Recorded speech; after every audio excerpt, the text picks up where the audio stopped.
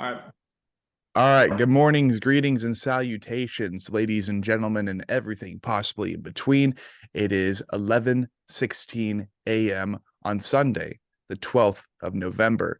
Thank you for tuning in. For those of you who do listen to this in the near future, our last episode with Dan Ferguson of Utilize the Remains is recorded, and we are basically just waiting on his intro.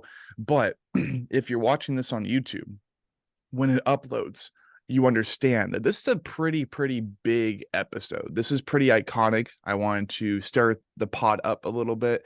And obviously, we had episode 60, which was Kaylin Stockerman's renowned artist, graphic artist, someone who's done most of the pieces on my wall, amongst other things, and someone who is now the graphic art director over at Unique Leader Records. That was a really fun episode as we talked about his legacy, his journey in being a graphic artist, making all these very iconic album covers, also including Lorna Shore's Immortal. And then on top of that, we just ended up talking a lot about like our opinions on AI art, which as someone who's trying to get into graphic art design and trying to compose artistically my own original pieces, possibly even single or album artwork for my own band and other projects. You get the point. It was nice to be on the same grounds with him as far as our opinions towards AI art and how that seems to be kind of migrating its way and kind of like trying to intertwine into our world, really. And I mean, most recent example would be Angel Maker's new Suffer Forever single, in which, you know, they ended up utilizing AI art animation for their visualizer. But I have yet to listen to the track. Most likely I will be checking out like the Spotify stream for that track per se. But this is going to be episode 62 until further notice of the Anatomy Crosscast. We have the absolute guy. We have Randyness here on the show today. I think this is a long time coming. I think we've been meaning to do this for a long time, but just never had the opportunity before. So I look forward to this session. How you doing this morning, man? I am good, and honestly, I just wanted to say that that was very smooth. Like you've got the right kind of tone for this sort of thing. So I just wanted to give you some kudos on that. That was very smooth. You had a lot that you had to get off your to get this thing started, but you did it without any cuts or any kind of stopping you. That was very smooth. So I very appreciate that. nice, very Yeah. nice. And I'm good, man. How about yourself? I Yeah. some pretty crazy dreams last night. I did too, to be honest, and like that, I think will make for a more like surface level, more organic conversation. I try to emphasize that with the last episode. We ended up talking for like 2.5 hours, me and Dan, and it was very just like as if we were hanging out in person. And honestly, up to this point in episode 62, I kind of prefer that into the formula instead of No, just no, like how's tour going and how long have you been a YouTuber, no. all that I shit. understand that. I understand So that. deep fried sometimes, and like it feels so like it feels like it's me trying to be as professional as possible, but I'm trying too hard. No, You got to let no, it flow. you've got a very nice transitional intro there. I want to say you're probably going to want to like maybe doctor it a little bit, cut out maybe a few things here and there, but you're definitely on the right track. Yeah, I can You're only definitely hope on the right so. track. Right. And yeah, no, amongst other things, I'm doing pretty well. It's been a pretty busy weekend so far. Just a lot of emotional energy, man. Both negative and positive, because I mean, as of October 6th, I've been unemployed trying to find a new job, and thank God for what it's worth, I guess. I'm starting a new job this next Tuesday, and I'm just hoping to get back on my feet, man, because the Congratulations. I know it's got to be tough. it's been very difficult. And like after basically departing from my previous official job other than DoorDash on the 6th, and then basically being told the next Wednesday, oh yeah, I mean you're hired, but you're gonna have to wait until next 14th. I'm like, I fucking wait, hate what? that shit. Like they did that to me whenever I want to say like I was like 18, 19 years old at the time. They did that to me whenever I got my job at Pizza Hut. They told me they're like, "Well, you're hired, but we can't start you for a week."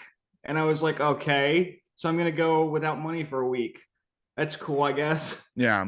So I yeah, ugh. I get that.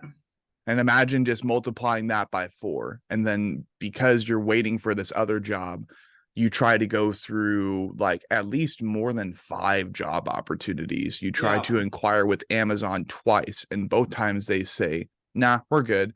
You're like, okay, whatever. And then you look into these other more local delivery driver jobs, and they're like, nah, we're good.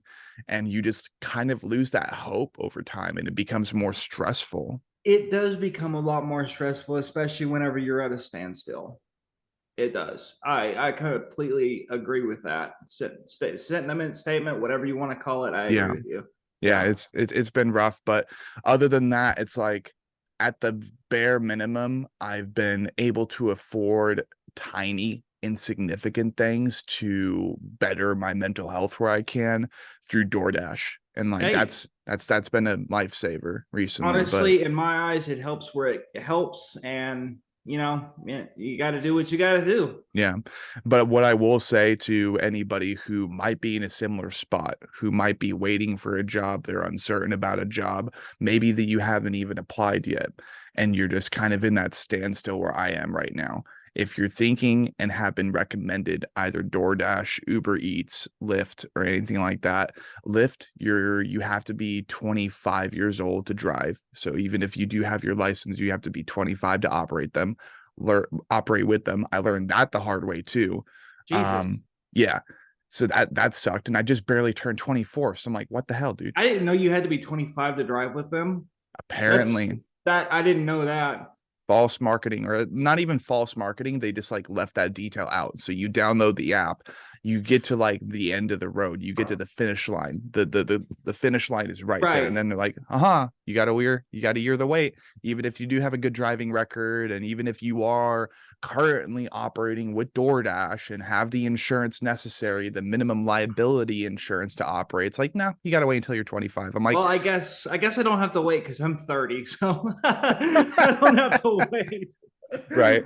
But one thing I will say is that Um, if you are currently looking for a job, do not rely on DoorDash as a primary job. It is meant to be a secondary job. And what I've learned the very, very hard way throughout these last 3 to 4 weeks is that you work for DoorDash when you're off with your regular job and you absolutely need the money.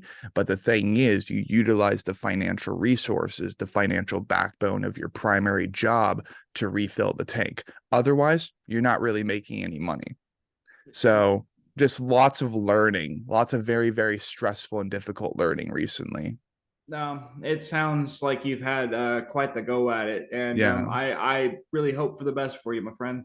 I I'm I'm kind of hoping too, because like I feel like I'm living in a sick joke right now. Like this year, man, That 2023, it's been difficult. My guy, we've all been there. We've all Yeah, been there. but Sometimes going through life, it does feel like just a sick joke. Like, what the hell is what else could happen? And then like, and you but you're know, trying not to jinx it and manifest that right, negative right. energy and No, shit. trust me, I get it. Yeah. But with all that out of the way, more or less a therapy session going on here on the Anatomy Crosscast. Again, we have a very special guest today. I would say that Randyness here, Randy is like one of my only YouTuber friends that happens to be in the same avenue of content creation here on YouTube.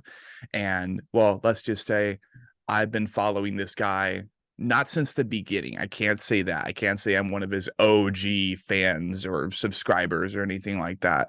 But I can tell you that since 2021, when I had my shitty lighting, sometimes there wasn't even any light. Sometimes it was the blackout curtains in a room just like this, but the Philips Hue lights, like the reason you're able Hell, to I see me, that wasn't happening. I remember there was a brief moment whenever you were just basing your lights off of what like the brightness of the video you were Yep. reacting to. I remember a little bit of that. So yeah. No, I appreciate you've been you say you've been you haven't been there since like the beginning, but you have been there for a while. And I do know that because we've been talking for We've at been least talking a forever now. good minute now. And Yeah. yeah, no, I appreciate all your support, my guy. It's such a bittersweet fucking feeling sometimes whenever you have people that are like, I've been watching you for years. And you're like, well, I appreciate that, but like I don't really know what else to say. You know? Yeah, it's It, like have you joined the Guyy Discord server, but you're trying not to be too self-promoting and or like have you followed me on social media or checked out yeah, my merchandise? You don't want to be too for you don't want to be like all up in their face, yeah, but you're like at the same time you're like I really appreciate you, yeah, showing me love and stuff like that. absolutely. And one thing I can say is I was one of the first people to follow your Twitter. Like okay, let me just talk about this real quick because I fucking hate Twitter. Okay. Twitter is one of the most ass backward fucking applications, websites, what XX, Elon Musk dubbed it X or whatever. But like it is one of the most ass backward fucking platforms I've ever seen in my life. The customer service for Oh, I'm Twitter sure. is fucking garbage. Like I have like I just want to put this out there. I have, as of my knowledge right now, I have two accounts on Twitter. One I can't get into because it's linked to an old phone number that I had, and nobody's used that phone number in like 3 years. So it's not like I can just text the person and be like, hey, can you send me this code? I'll fucking PayPal you $20 for just one code. I can't even do something like that, which I've tried. Trust me, I fucking tried.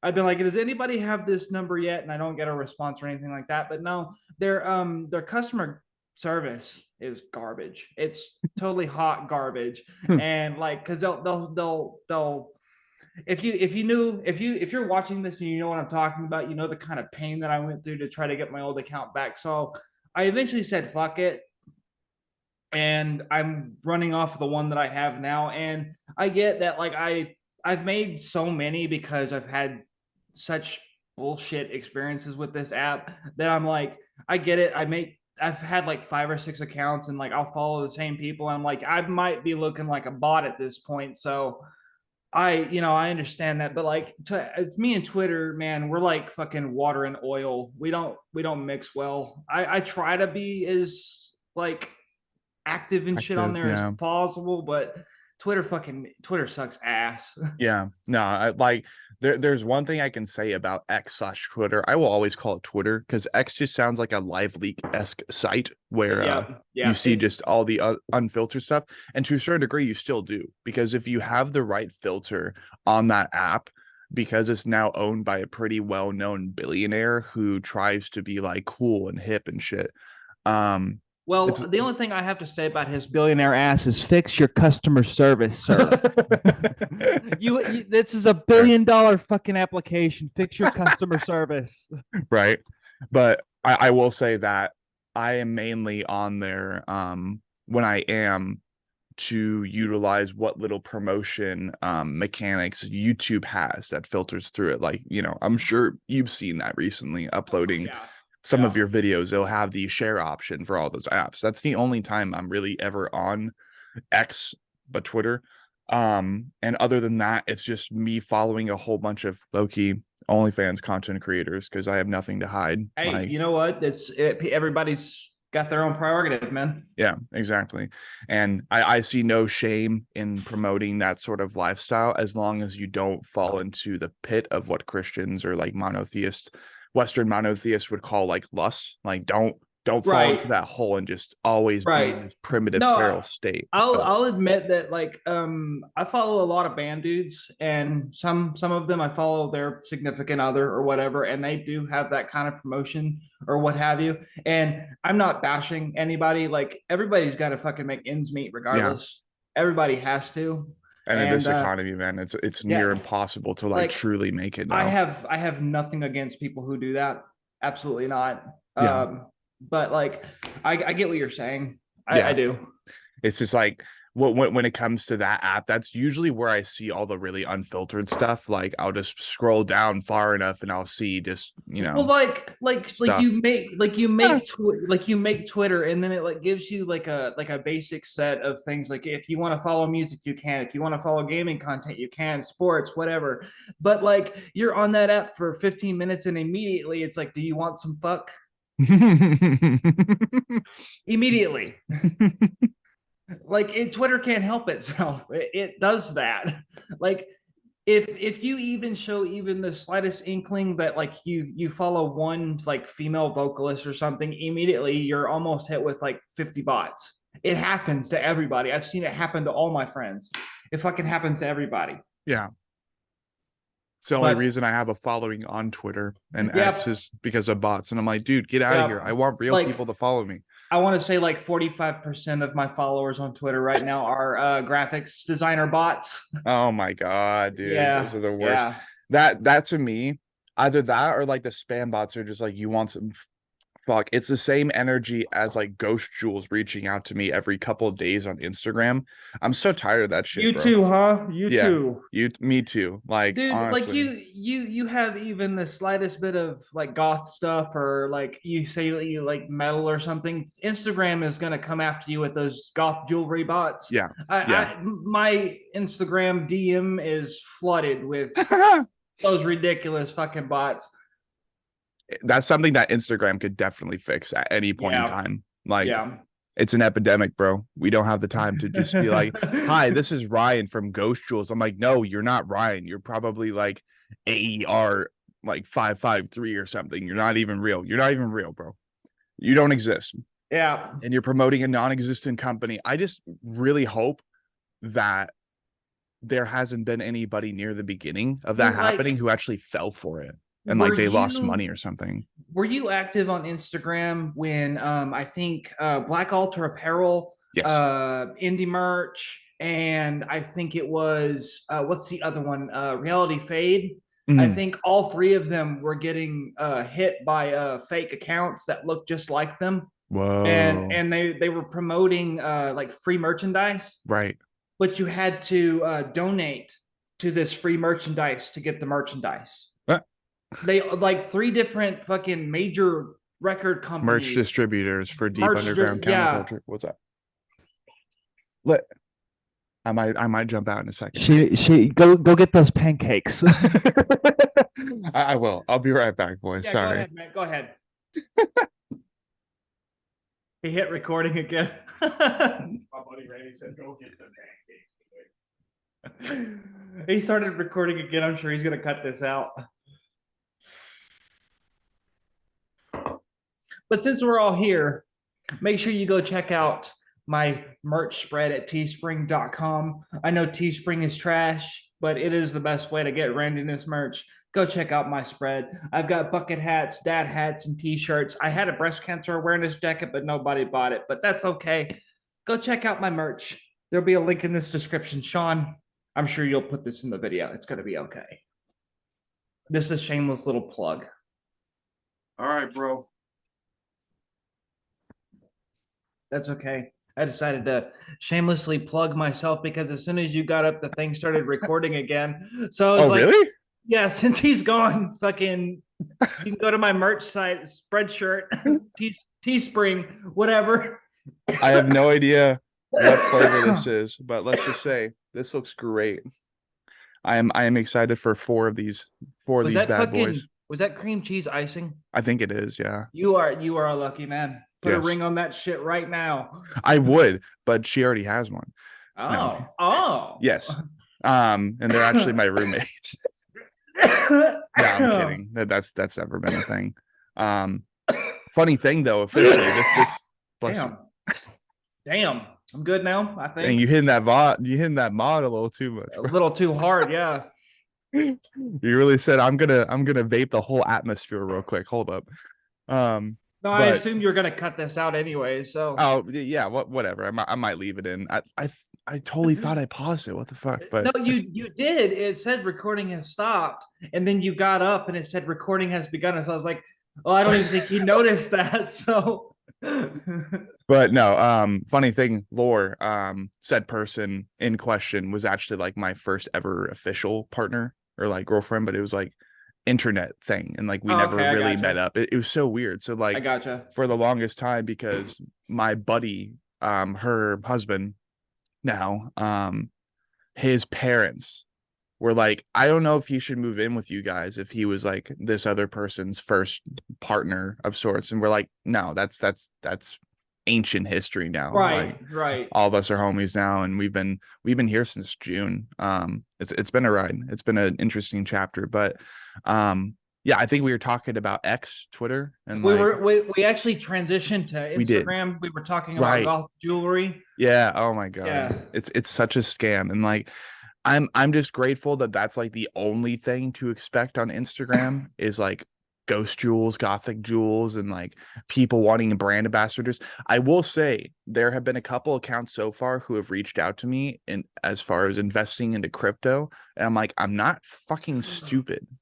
Believe it or not, there was a brief moment where I actually got hacked. Really?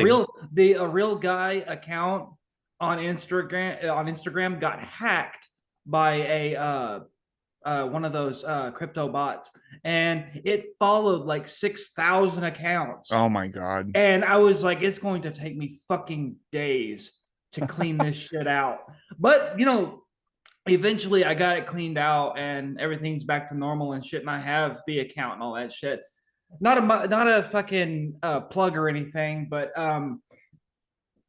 yeah, no, I've had my fair share of bot interactions and hacks and shit like that. Like my Discord actually got hacked about 6 weeks ago, Oh shit. and I spent, I think, 2 days getting all my account information back because I foolishly responded to a bot message from a buddy of mine's account that had gotten hacked. He got all his stuff back, but it took him longer to get his stuff back.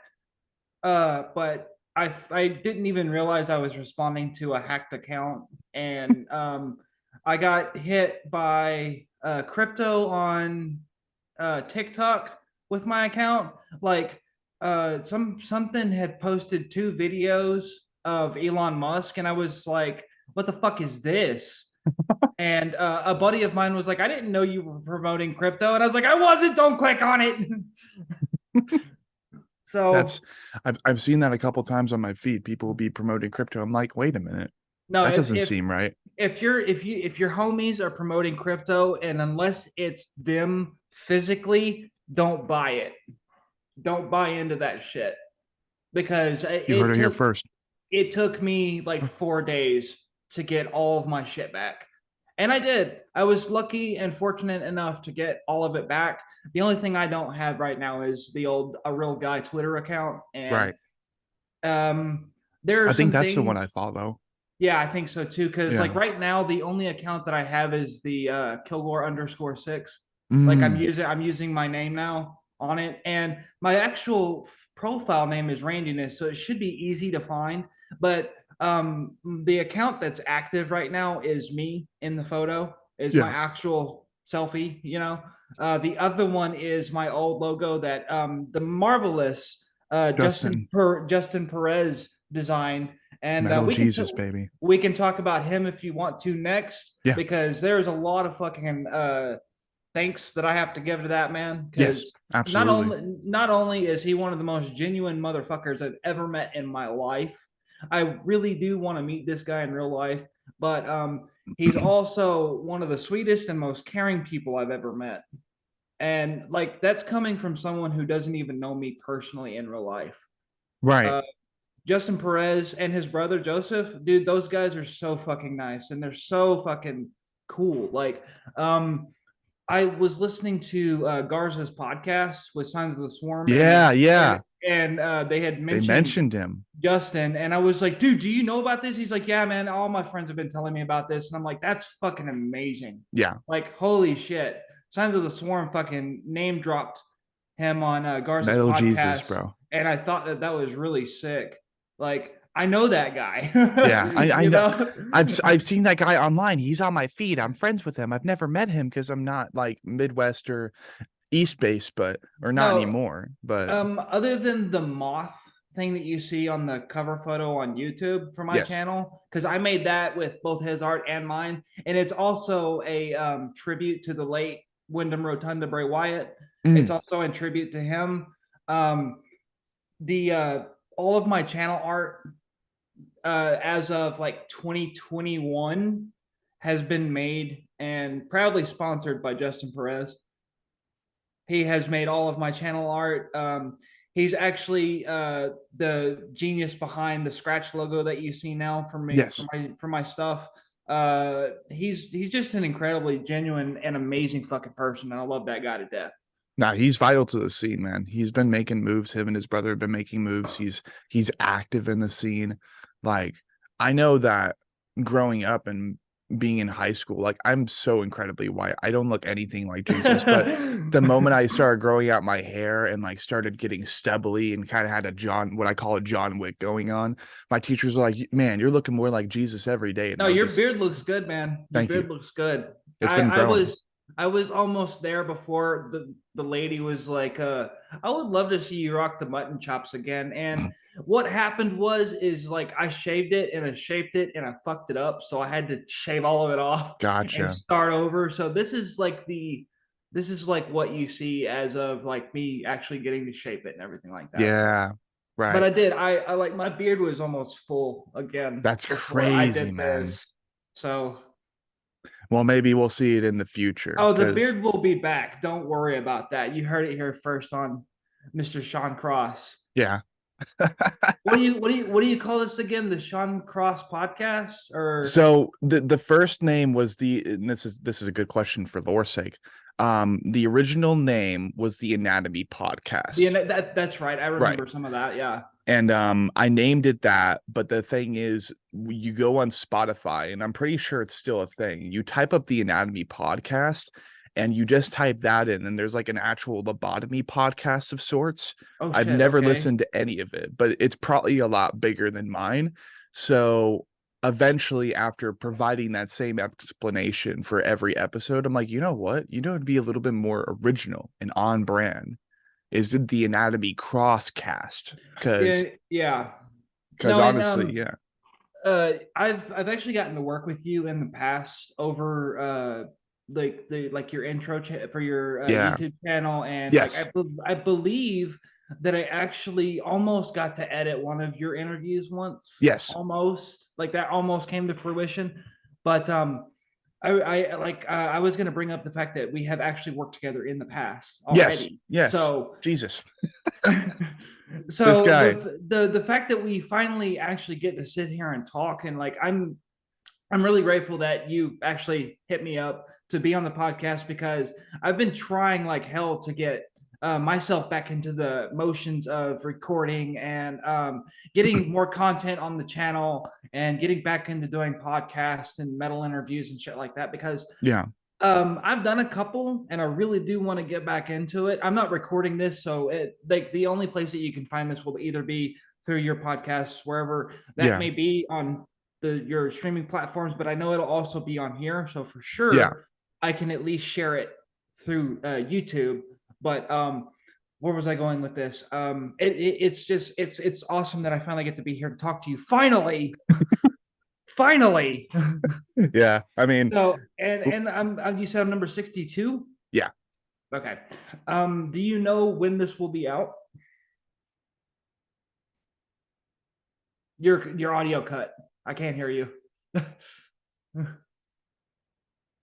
This is my and every like the audience. This is probably our collective least favorite thing about the show. For whatever reason, despite the sure SM7B, eventually it always cuts out. But It cuts out. Yeah. yeah, it's ass, dude. It's so embarrassing. But no, what I'm thinking to answer your question ultimately is that depending on what I end up doing for the intro, whether I have you do the intro or I do the intro, which is just like heavy vocals, 10 seconds, like this is the big podcast and all that shit.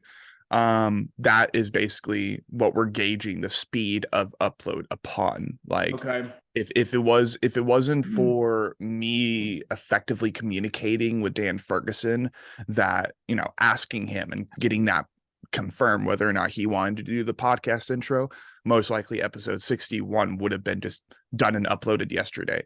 Well, it's a damn shame that I don't get number 69, but I'm okay with that. Well, I mean, we could always change it to 69 and I could just Now, like wait to upload honestly, it. whenever you can get this out is the fastest is the better, in my opinion. Yeah, Make number. I will say right now, I don't know if this is actually going to make the cut or not, but make number 69 special. yeah, Make number absolutely. 69 special. Yeah, yeah, yeah. I have no idea what 69 is going to be. Because all I know is like Osaya is in the Nice. planning. Nice. So there's Osaya, there's I actually uh haven't listened to them in a while. dude, their new shit is really good. Their new shit is I'll take super, your word super for good. it. Um, I have yet to get Curb Stomp the Predator on. That's going to be next or like sometime soon. I'm going to be doing another collab with Jade of the Musical Misfit. There's going to be one for Gangrenous Flesh Consumption. Probably another one for Invirulent in the near future as they're trying to get that Necro Thuggin EP out soon. The two songs So off of that have been really, really good so far. I don't know if it was you or if I heard it on the pod on Garza's, but somebody pretty soon is going to be doing a interview with abortion survivor, and I'm Oh, really interested in checking that one out.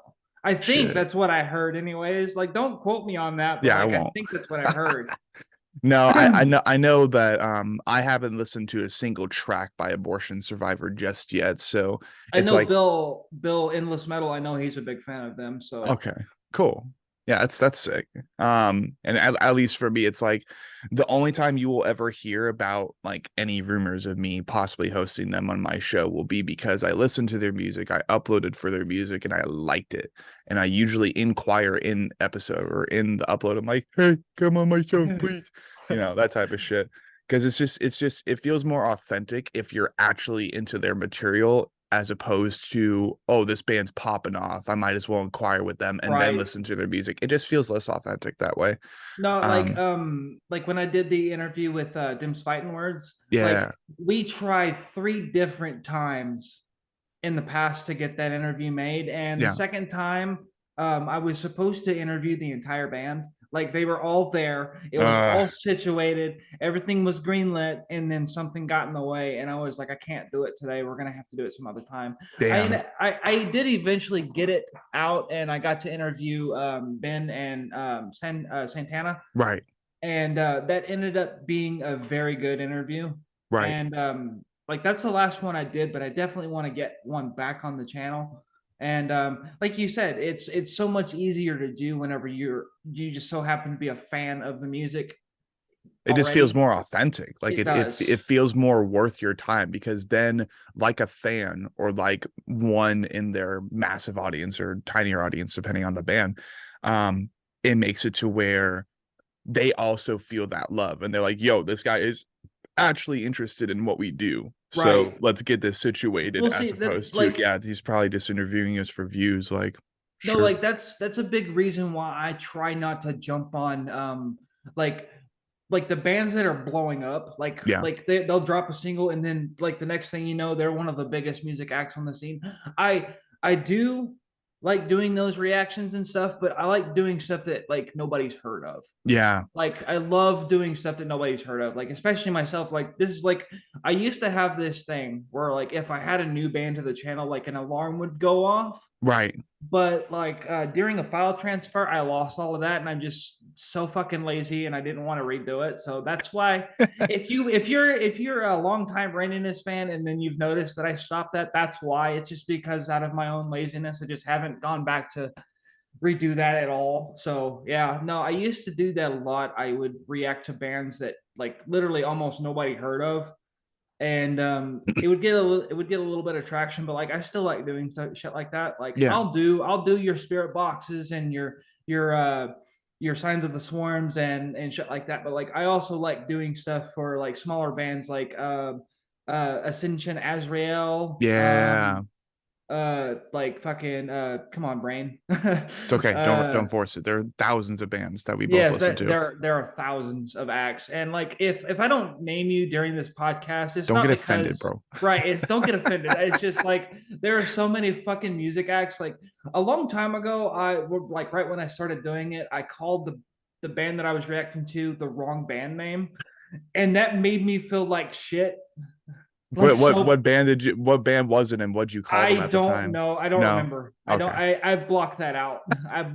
I deleted that video, and Traumatic memory. I was like, we're never going back to that ever again. Oh my God. I think I've done that a couple times. I've been pretty good with it because if there's one thing that's important to just like that type of creative format and that sort of content creation, especially in deep underground counterculture, where in some specific instances you have one guy who's a part of like 5 different bands or some shit. Yes. It just all blends together so quick, and then you Yes. start to build a following. You're trying to be consistent. For example, for me, I would say 2021 and 2022, I was just like trying to upload every day, working the job I was from home, right?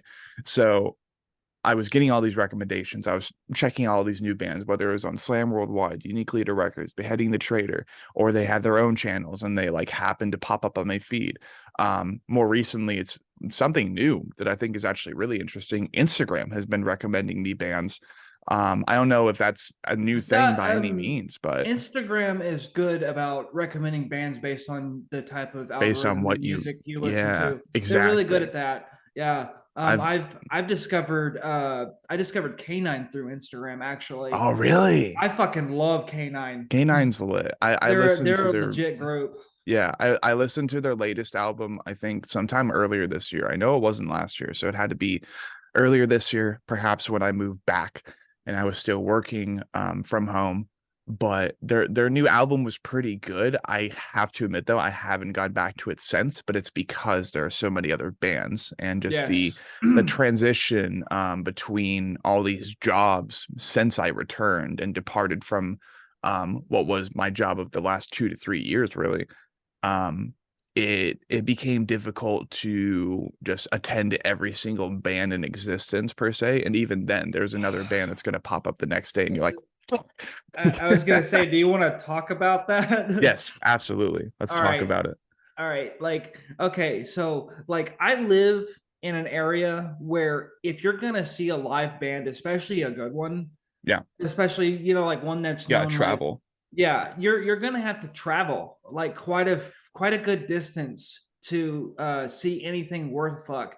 Like, I don't think people understand. Like, I get it, some people do, and I'm not saying that you don't, but like I think some people have a hard time understanding sometimes that, like, if you have a like if you even if it's your favorite band, like if they're headlining somewhere that's like 500 miles away, but it's like in the same state, it makes it really difficult to make that show. Yep. And I'm not saying that I wouldn't go out of my way to make it happen. It's just like it's really far away. Non-realistic. Like when we went to Austin to see Signs headline, and then Worm Shepherd played and Yeah, Absolted was oh my there. god, I wish I It could have was gone to it that was tour, man. such a good show, but like Oh, it took 9 hours for us to get there and back. Like your mic cut again. favorite thing, let's go. No, it took 4.5 hours to get there, and then like the trip there didn't feel like it took as long as the trip back. Mm, And like we didn't get home until like 3 o'clock that morning. So I was like, unless I can get a hotel next time, I'm never doing that again. dude, I can definitely compare to that with what I call now the Knoxville incident, which The was not okay. I don't know if I don't know if you've had the opportunity to listen to any of my prior podcast episodes, but basically went to the Knoxville date for what was the first edition of the Labyrinthian Hymns tour, the Breathing Process, Worm Shepherd, and opening local acts. I traveled 3 hours from Murfreesboro/Unionville, Unionville at the time. That's right. So I traveled from Unionville 3 to 4 hours over to Knoxville. Show was great. It was really cool to meet everyone in the Breathing Process, Warm Shepherd, and all the locals. Which for that date it was like quintessential Mantis or quintessential something like that. Very very like niche themed band, bug themed. Right. But went there. Show was great. Somehow I lost the spare keys to the car I borrowed. Shit. So, and the venue, they're like, we don't know where it is. Sorry, we have to close up shop. I couldn't find it around the area, around the car. It started to rain. So, even if it was somewhere near, it was probably in one of the many hundreds of puddles of water that was at least 3 inches deep. Um, and you're not going to find a key in that, No, especially as nighttime falls. unless you go diving in. Exactly, Yeah. exactly. So that was annoying. So as I had borrowed the spare keys to my buddy's car, him and his brother drove out with the original pair of keys 3 hours later. By this time, it was like 3 o'clock in the morning when they got Yeah. there. Jesus Christ. And then I got the original keys. So we drove back. I almost got stuck in a snowstorm on the way back, sandwiched in between semi trucks. Oh man, because you said that, you just reminded me of something that we actually saw. I'm not sure if it was the way back from the Austin trip, but like my uncle, he's the one who took me. He Yeah. can verify this story for you or for me, whatever. I can't remember if it was Austin or if it was the trip that we went to Lubbock, but on the way back, like we saw this huge like fucking blood splatter on the highway, right? Like huge fucking blood splatter on the pavement, and we went down a little bit further, and then like there were car pieces like everywhere, and then like another mile and a half later there was a huge fucking deer that had been hit, and the guy was sitting on the side and he had his emergency lights on, and like I was like, this was a huge fucking wreck, and it was like really late at night, but like the first thing we saw was just this With the huge blood. fucking blood Oh splatter my on the fucking highway. God. And like we were both like, should we have Insane. gone back to help that guy? Like, did he have somebody coming? To this day, I think about that. I'm like, I hope that guy ended up being okay. I can't even imagine that. Like, I was lucky enough to never hit an animal or deer throughout my entire year and like 3 months that I was more or less living in Tennessee. Um, I'm very proud to say I never hit a deer, and I think the universe just didn't want me to have that weight on my shoulders because Right, I'm an animal lover, bro. Like, right, of course, I want to learn how to hunt one day. I want to hunt that way I can prepare if certain things happen in the future that I think are going to happen. But other than that, it's like I love animals. I love being around big animals, and I also love being around little critters because before I had right. friends and before I had any sense of social interaction with anybody, I just like I kind of did my own thing and I was just like interacting with actual insects. It was weird. It was niche, but well, I mean, what can you do when you're a Well, like kid? I, You I have no used to be friends like like I that. used to be like deathly afraid of spiders, and then like I got with my fiance, and like she has really like helped me get over like a major part of that fear. Like Yeah.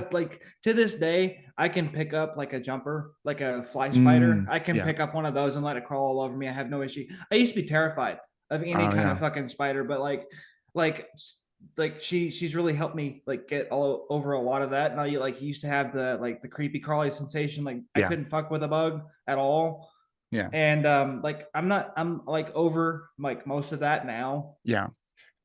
but That's like good. yeah, no, I used to be like just like I guess it was just Deathly afraid. the sensation of the crawling sensations, or Yeah. like Well, I just mean, that. Yeah.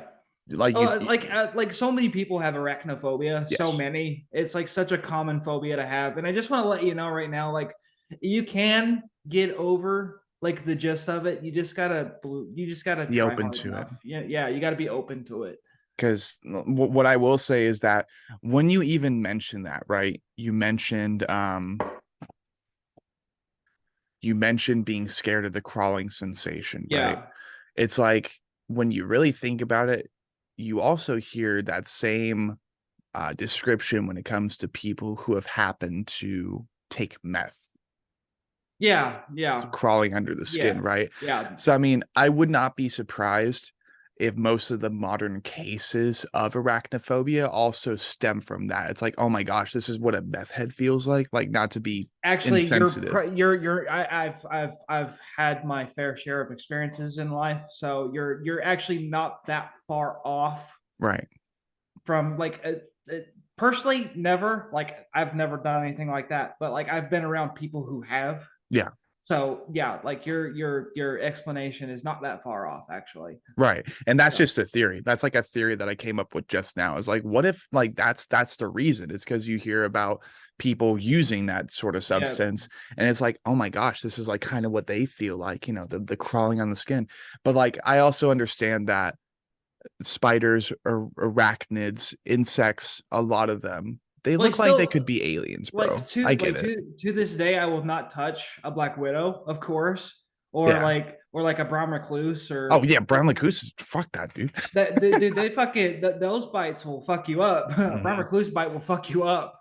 Brown recluse, brown. I don't know if you've heard of this term before, but brown recluse is like the most organic version of trank in the world. I don't I know if you've don't heard of trank. I want to say I have heard that before. I It's want to it's say I it's have. it's a new experimental drug that's been like it's been skyrocketing, and a lot of people have been using it. It's I think horse tranquilizers with Didn't fucking heroin.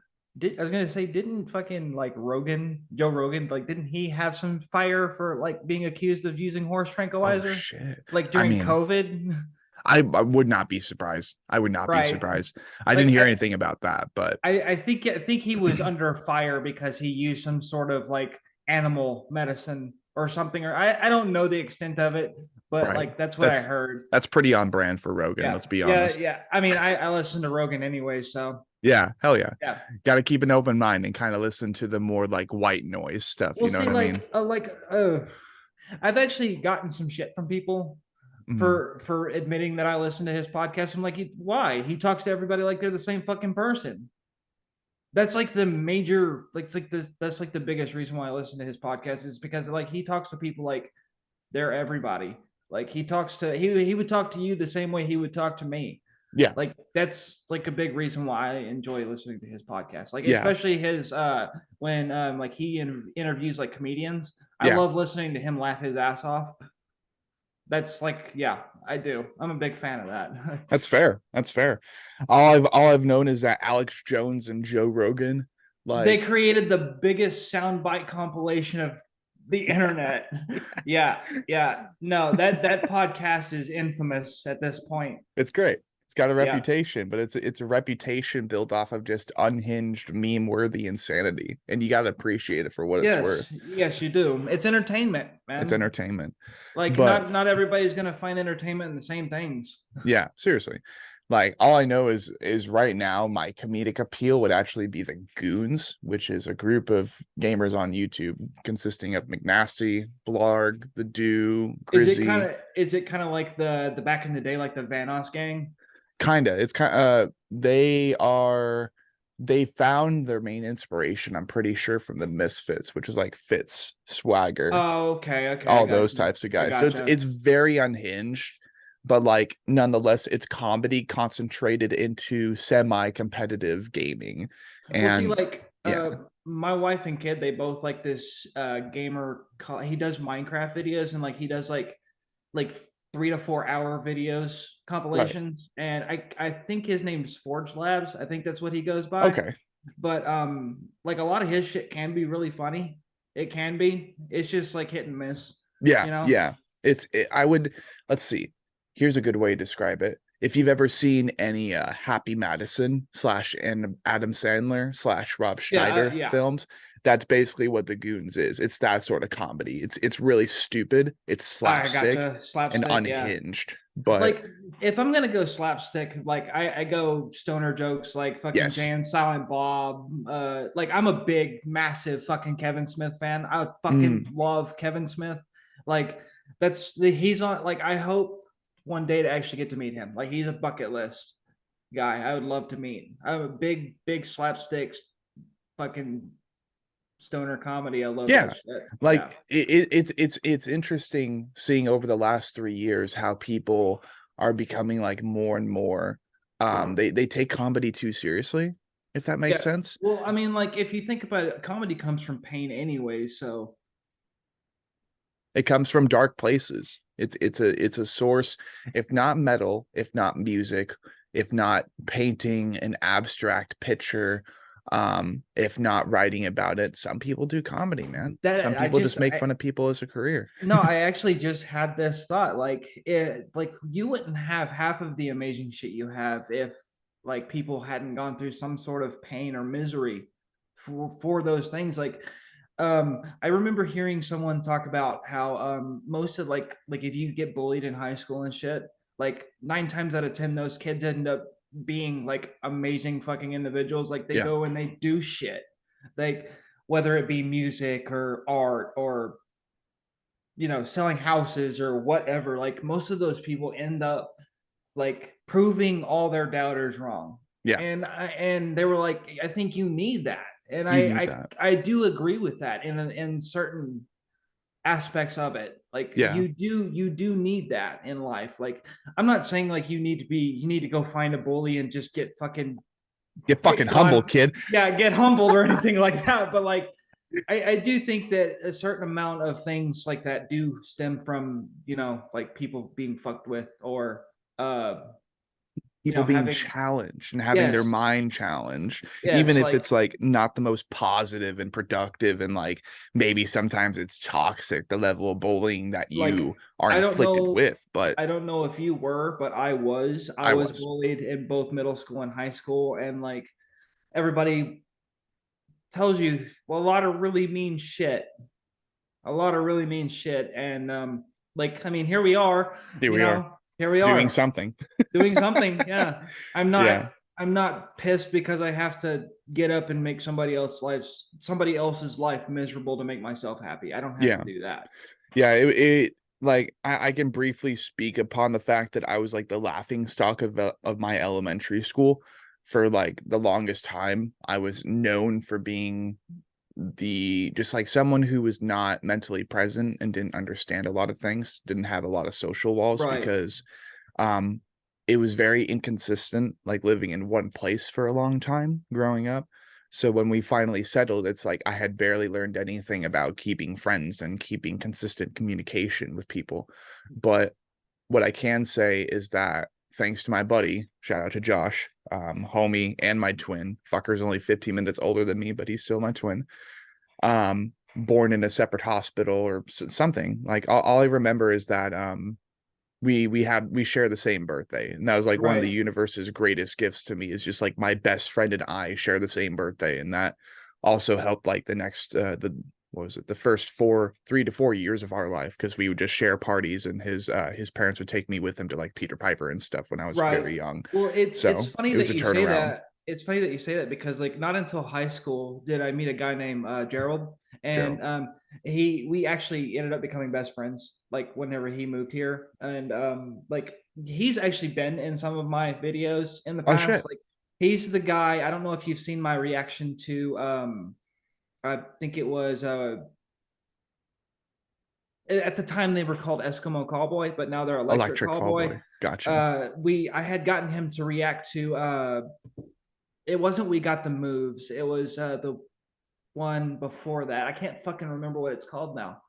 But I had him react to that in the video with me. So if you've seen that reaction, and that's the guy I'm talking about. But going back to the original statement, we found out that his birthday was actually the day before mine, and he was born the year after me. So I was exactly a year and a day older than him.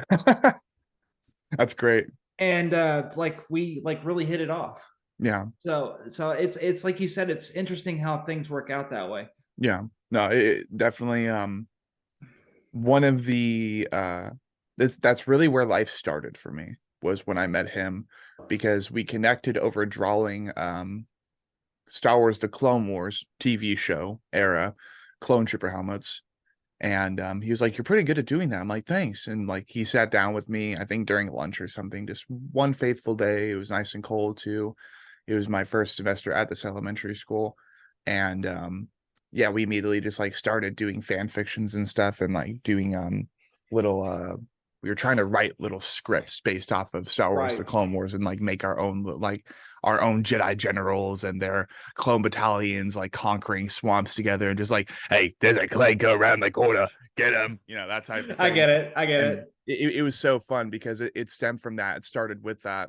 and then like we were doing entire like we're like, oh, it's an ambush, the clankers are getting into the house, and we'd have like Nerf clone blasters and stuff, and I've even doing the voice acting per se Of for the battle course, of droids, just like, get course. him, he's around the corner or whatever. Well, It's it's so kind much of fun. it's funny that you say that because like in a way that's like kind of how I started doing the YouTube thing Yeah, because okay.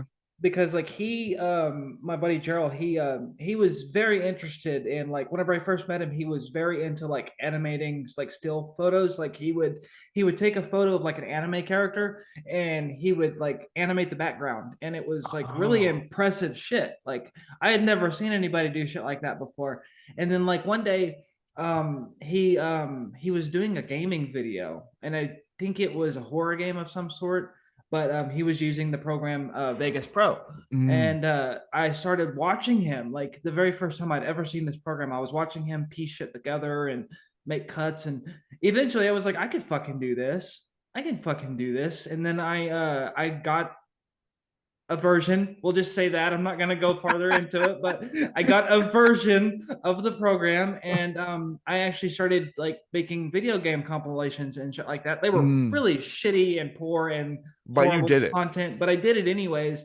And that's how Randyness actually got started Yeah, because I started as a gaming content channel. And this right. is like I've beaten this story into the ground at this point because I've been doing YouTube for like fucking 10 almost And 10 years yeah, oh my now. God, you've been here for a long time, dude. Like next year in November it'll be 10 years. Jesus, bro. Yeah. I should have And started earlier, man. well see like it's funny because I'm like you can start a fucking channel right now. Like right now you could get on YouTube and start a channel. I don't know how hard it is now because a lot of their shit's changed. But like you can start a YouTube channel right now and just do what you want to do. Like it doesn't matter if it's gaming, music, reactions, fucking makeup tutorials, whatever. Just do it. You're the people will come. Like don't don't Don't be don't intimidated by those who already exist in that avenue. right. Just contribute to the culture. Right. Like I said I was doing the gaming videos and like I barely cracked I think 500 when I was starting to get the idea. I was like this isn't really going anywhere. Like I had cracked 500 subscribers, but like nobody was really watching the content. Right. And like I get it. YouTube's algorithm is garbage sometimes, and especially back then, like you couldn't post content without it being like super fucking memeified or unless it was like 10 minutes long or something of that nature because there was a brief time whenever like you couldn't make money off of a YouTube video unless it was 10 minutes and like it's people do like it's really hard to actually come up with 10 minutes of content. Right. It's actually really fucking hard, especially like if you're doing gaming. And because a lot of game recordings, like a lot of it is like not that funny. And it's true. Like when you watch gaming content and you see that there's cuts and edits and shit added to it, you're like, this must have taken hours. And it's true. Like the most popular gaming clip I have was a VR chat thing. Oh, lit. And to this day, I think it's the number four most popular video I have on my Wow. channel. And it's just me and a couple of friends goofing around on VR chat, and we're using uh, Godzilla mods, and we're like just creating Yeah. chaos in Tokyo. And 32,000 views right now. yeah, 32,000 views on this one little gaming video, and I'm like, I never had a video pop like that, and part of me still to this day wonders why, and I think it was because it was right at the like either the beginning or the The peak of dawn of VR.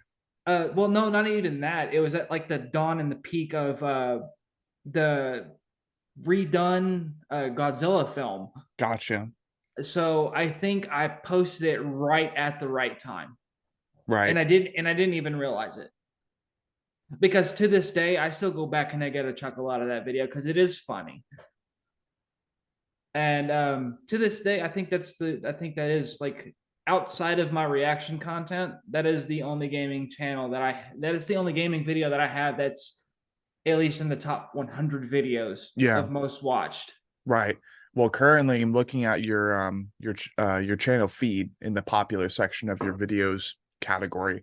Yo, you need to get Revenge of the Fate on your show. Like you need to record a Yeah, session with well, see, them. I've actually reached out to those guys before, and I think they're really hard to get a hold of. Mm, I think that they're just one of those bands that is just really hard to get a hold of, and I get that. I get that. No, not everybody lives on social media. I get right. that, and I've Wish I been didn't real. have to.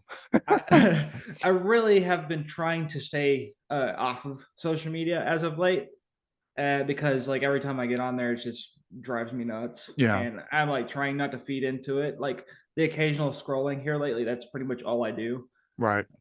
I'm also I haven't failed yet. I'm 12 days in. I'm on this thing that I call No Post November. I'm not gonna post anything to Facebook for an entire month. I'm gonna at least try. Yeah, But yeah, no, I just completely derailed that entire conversation. you're fine. You're fine. To be honest, like this is probably the most casual conversation and like the most um as if we were just talking in person or talking in Right. Facebook Messenger. You know, that's kind Except of what this is. it's gonna be on the internet and Yeah. people are gonna see it. No privacy or None something. whatsoever. Um, so if anything, just like to ask a couple questions just to kind of sprinkle them in there because this is not me talking to a band Yeah, where there's bro. like multiple people and just like a whole bunch of like specific like what's with the new album and all that other No, clickbait like shit. okay, I'm just gonna say right now, my new album drops on September 45th. That's the timeline I'm looking at for my next Wake me album. up when September ends. Yes. So be on the lookout for that album. It's called Never Gonna Happen and it's rated MA. I like it. I like it. You're welcome. No, but go Um, ahead. Ask me some questions, man. I'll absolutely. answer them to my best ability. So it's kind of funny because really you already answered one of the questions, which is like really the origins of Randyness and like how Well, that like all got kickstarted. I explained some of it, but like I'm more than woke. I'm more than happy to delve further into this. Please tell your origin story, Mr. Randyness. Okay, well, you've heard the gaming origin story, right? Gaming. You've heard that. Yeah. Okay. Uh, now, one day, a buddy of mine, Mister Will Craft, he has been basically there since like my first 25 subscribers. He's been there like for a long time. He watched my content whenever I wasn't even really sure what the fuck I was even gonna really do with my channel, and he's been a follower and a friend of mine for just about 10 years now. Yeah. And he one day he messaged me and he was like, hey, have you ever considered like doing like music reviews or reactions or anything like that? And at first I was like, reactions are cringe, I'm like, I don't really see myself doing that. And then like I did, I think I've actually told this story before. I did Fathom of the Infinite Depth by Archspire in Okay. my very first reaction video. And like it wasn't the shit that you see now, because like now I have fun, I'm more relaxed, I'm more open to doing things. Yeah. But at the beginning I just kind of listened to it, and it took off. Like it was the very first video I had that hit 1,000 views Mm, in my entire channel's history. And I was like, okay. And then I waited like a week or two, and I had put out a couple more gaming videos, and I think that's around the time that I posted that Godzilla video. right. And then The Evil Within 2 dropped, and I was like, I'm gonna do a reaction to this trailer. Mm, And for like a year and a half, it was the most viewed video on my channel. And right around that time, I started getting some pretty hateful shit because people were like, "You really shouldn't have started doing this," and all that other crap. But that's died down, of course. But like I started doing like lesser known bands, yeah. like just giving them a little bit of light. And then I want to say I did the very first song that I did that really really took off was uh, Signs of the Swarm, and it was back when they had the other frontman, Yeah. and I believe it was Cesspool of Ignorance, that Yes, song, and that really took off. Like it did. that skyrocketed, and it blew my channel up like that. I owe a lot of my popular explosion to that one video, and then like I just kept doing them, and here we are. Like like my occasional video now is the gaming stuff. Yeah. I kid you not. That reaction for Cesspool of Ignorance was the very first reaction I ever watched. Of mine? Period. Oh, really? Yes. Well, I'm honored. Thank you. Absolutely. I remember seeing that the thumbnail was just like, I'm like, okay, Yeah. this looks great. And then I watched, I'm like, just like So laughing I and want to shit. say I want to say that video alone is responsible for like 2,000 of my subscribers. Yeah. Like over time, I've really settled into it and become more comfortable. Like I said, more comfortable and shit with it. But Right. that one really is like I give that one credit. It's not even my most popular one now. Yeah. Where like Revenge of the Fate is, and that one's like I think 4 years old. I think Right. that reaction's almost 5 years old now, and it's still number one. And I'm like, come on, guys, I've got other videos, you Right. know. I'm just grateful that when it comes to what is so far the most popular videos on my feed, it's actually not just like clickbait Lorna Shore shit. Because Yeah, I love that band, don't get me wrong. But it's like it's pretty obvious that that would be the most popular. But what is actually the most popular video on my channel right now with 8,000 views, thank you for everybody who stopped by over on Sean Cross in the Cross Core to watch this, was actually me checking out TK. I forgot the artist name, and like I've been learning Japanese, I promise people. But TK from Tunkinski or something, his their song First Death for one of the outro songs for Chainsaw Man. I checked out the full music video version, like their music video for it, not the visualizer that's featured in the actual show.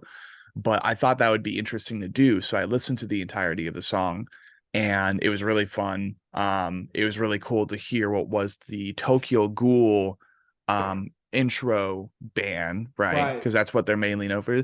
He hit Dale, she Of hit course, Dale. I've seen Yeah, Tokyo Ghoul. I know what you're talking about. like that same band came back from nowhere, just the darkness, to make this new outro track, and it's got so much energy to it. So checking that out, that got me up to 8,000 views. And Nice. I think I did a comment on it a little bit ago. I'm like, so there are 8,000 views here, but there aren't 8,000 subs on my channel. What the fuck, guys? Yes, I You know, totally get that. I you gotta totally have get fun that. with it and not be like a dick, just like, why the fuck aren't you all subscribed to my channel? Raw, because like that's not how this works.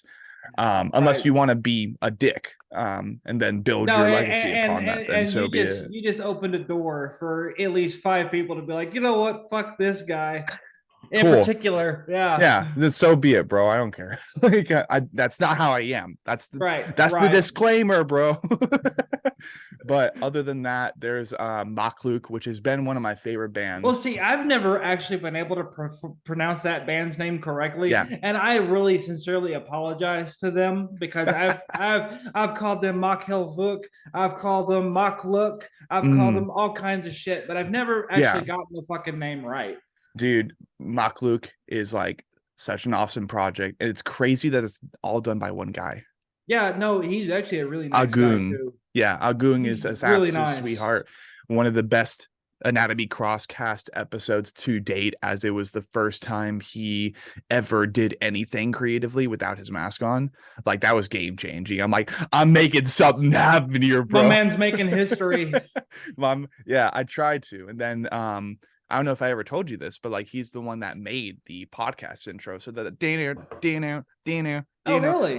like he just cranked that out of nowhere. He didn't have me pay for it or anything. He's like, yo, I said I'd make you that song. Here it is, like I'm Nice. like, oh, Nice. I've actually had the privilege of working with two separate bands on making channel music for me. right. I got to work with Larry Harper of the White Bear Project. My man, shout out to him. He wrote a song that they had an instrumental for, and they didn't know really what to do with it. This was the story I remember him telling me, anyways. Yeah. They had an instrumental that they really didn't know what to do with, and I asked him if he would ever be down to make a channel intro for me. Yeah. I don't use it anymore because I actually don't even have the track anymore, and for that I'm sorry, but I used his song as my channel intro for like a good 2 years. And I if think I remember you seeing go that. Yeah. back and you look at some of my old content, you can still see that intro. Right. Uh, I also have gotten the privilege of working with Gorepig uh, Oh, several times. that's sick. Shout out to Cody Slambert. Um, they actually wrote me a song from scratch. Uh, Really? him and back when they were just a two piece, Right. back when they were just like a experimental like internet project, basically. Um, they wrote a track from scratch for me, and I still occasionally use it as an outro. And we've been talking about rewriting it. That's cool. But I've actually had the privilege of working with a couple of bands. And speaking of, I've also had the distinct pleasure of having several musicians open the channel for my intros Right. and Yeah. shit. I love seeing that, dude. I honestly, people are like, how did you get so and so to do it? And I'm like, I just You asked. just ask, bro. That's how I do. That's how I do this show, people. I Yeah, you just just don't have to worry about a ask. social wall. You just ask, and if they're like, "No, bro, we don't fuck with that," you're like, "Okay, moving on," and you Okay, say then that's nothing. You do right, nothing about it. You're not like, right, "Fuck this band," because that's unprofessional. You're right. just like, you just move on from that. No, Take like any opportunity you can get, people. If you're wanting to do something it's similar to me and Randyness, that's how you do it.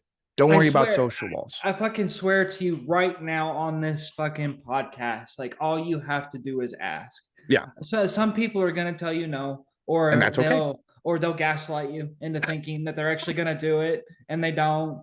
But Mm, I have actually had a select few dozen actually open the channel for me, and it's yeah, just because I was like, "Hey, would you be down to do this?" And like just the simple notion, I guess, of being like, hey, would you be down to, like open my channel or whatever? And nine times out of 10, I've gotten a yes. you miss all the Obviously, chances you don't take, people. Come that's on. you miss 100% of the shots you don't take. It's simple science. Like You if miss you 100% of every shot you don't take. exactly, dude. Um, so like we're continuing to learn a little bit about the Guyy lore, right? The Randy Right. lore. So you started with gaming. You're experimenting with that for a little bit. You didn't really know where you wanted to go, and then you started doing uploads like Revenge the Fate. You did Archspire.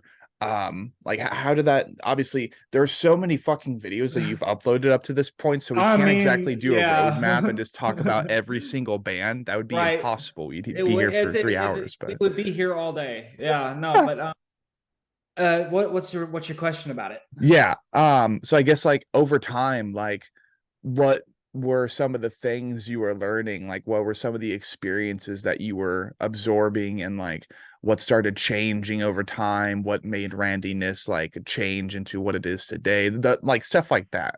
We'll see. Like the I first started doing the reactions, and I could tell that like my videos were missing something. Yes. And I also could tell that I was like just too tense. Like it's kind of like how I view it now in a Yeah. sense, because like I will go, if you're familiar with me and you've been subscribed to me for a while, like especially in the last couple of years, um I will have dry spells where I will go like a month or two without posting, and that's like it's It's nobody's just fault. fatigue, bro. Some of it's fatigue, some of it's burnout, some of it is just having so little time to do things. Like I had to move things around calendars and shit to make this happen. So I do intend on just gonna throw this out there. I don't know if this is gonna be out before then, but there will be new content coming soon for Look, the channel. But I uh, I really just kind of I gravitate towards like really nice people. yeah. Like I've dealt with a few people over the past couple of years that like they turned out to be kind of like dicks Mhm. in certain ways. Like I've dealt with a few shitty people in music, Yeah. and in the gaming community and just in general because of the YouTube stuff. And Yeah. like I tend to gravitate towards nicer individuals, and like a lot of people are really, really, really nice. You just have to give them some Yeah. time. Like some people I've met, and then other people are like, oh well, I don't really care for them. Like they're too high strung, or they're too moody, or Yeah. whatever. And I'm like, everybody's got bad days, like Yeah. maybe Exactly. maybe you just didn't get an opportunity to talk to them or meet them on a good day. Right. Like I've heard countless stories of people being like, I don't really talk to those people because they're dicks or they're assholes. And I'm like, they were really nice to me. So like I don't understand. I think Maybe even it's we've had a yeah, couple conversations like that, but yeah, that's yeah. besides the point. But no, like I'll talk to anybody. Like Yeah. I really will. I'll talk to anybody. I used to be a really shy kid, like really shy. I like got anxiety from going into places that were full of old people. I got I got anxiety from getting lunch in the cafeteria at school because there were already too many kids sitting down. I've gotten anxiety from being late to lunch because of something that happened, like a doctor's appointment or something, and there's already the cafeteria is full of kids, and I'm like late. I was a very shy kid growing up. Right. Um, I didn't have a lot of friends. Uh, where was I going with this? It's okay. um, I just like if we vibe, pretty much we vibe. Soul Like resonance. I will fuck with you till one of us can't. Yeah. Exactly. Um, I really try to be as genuine as a person as I can be with others, and sometimes it works in my favor, sometimes it doesn't. Yeah. No, Because I go through that same thing, man. It like sucks. I just usually try to resonate good positive energy, Yeah. and like I try to be around the same like kind of like-minded people. You try to manifest what is good, good moral, right? Good Hmm. moral code, authenticity, I love it. integrity. I love it when people are authentic with me. Like Yeah. there's so many people out there that are so full of shit, They're so and then hollow. they're like, I hate to quote a deathcore song on this, but there really are a lot of low and empty fucking people out there. There Good are. fucking album. Yes, I haven't listened to the whole thing yet, so don't spoil it for me. Gotcha. But that I think that's the reason why that's one of my favorite songs ever written, because like I use that as a channel intro now on my on Yeah. Randyness. Yeah. And like there I guess I just vibe with that song really hard because there really are just low fucking people out there. Yeah. There's a lot There of are. empty fucking people out there. But the low and empty, to quote, um, are what teach us to be high and just, full of authenticity instead. Like you got to have that balance. And one thing I've realized throughout life is sure, the world we live in right now is very, very dark, especially since the Yes. pandemic really kicked in. It's like you have wars and you have basically what is people fighting and killing each other over major resources that have actual, like there's no There's actual there's just a way of lot of proving that there's like there's finite, there's a you know. lot of unnecessary hate. Yes, yes. And then on top of that, like speaking for the entertainment industry, right? Right. Speaking for any creative medium, you have so many people that provide this image and they want to be a god. They want to be as close to a god as possible in modern times because so many people have their doubt in deities and pantheons. So instead, you have these people who pretend to be good people, but behind the scenes, they're like the worst amongst us. They're Right. amongst the low and empty, right? Right. So one thing I've understood is that yes, there definitely, without a doubt, is plenty of cancer, bro. There's plenty Yes. of disease and rot that needs to be cleared from the garden. That way other There's flowers there can grow. there's a lot of wasted potential as A lot well. of wasted potential. I can agree with that. But what's very, very important is utilizing those examples, whether they be at the bottom of the totem pole or at the top, and they're still like they have the opportunity to not be evil people, right? But Right. they still continue to be. What those people teach us is that no matter if you're at the bottom or if you're at the top, you need to be a better person for yourself and the people around you. I agree with Because you. if you get too high, if you try to climb a triple stacked high horse per se, that already sounds pretty impossible, but some people manage to do it. They triple upon their fucking egos. Well, Um, like I'm sure that you have, because you're a fellow YouTuber and yeah, you are just as endowed in this community as I am. right. I'm sure you've had people come to you and be like, "Hey, bro, I could get you a bigger following. I can get you more eyes. I can get you this. I can get you that." And to those people, I'm like, I appreciate it, but I'm happy where I'm at.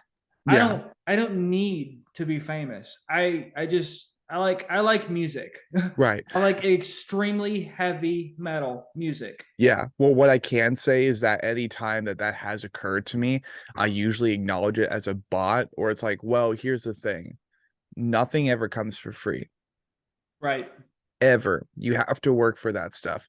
So when someone offers you something for free, a following for free after a small investment, but you haven't heard any of your other friends mention this person, mention this entity that could offer you these things. It's like you have to utilize your instincts and understand that that's probably not anything authentic, and you're No, probably just going to go negative in your bank account by the time you're done with the whole process. and here's something to go with that. Not everybody is going to be as genuine as the next person.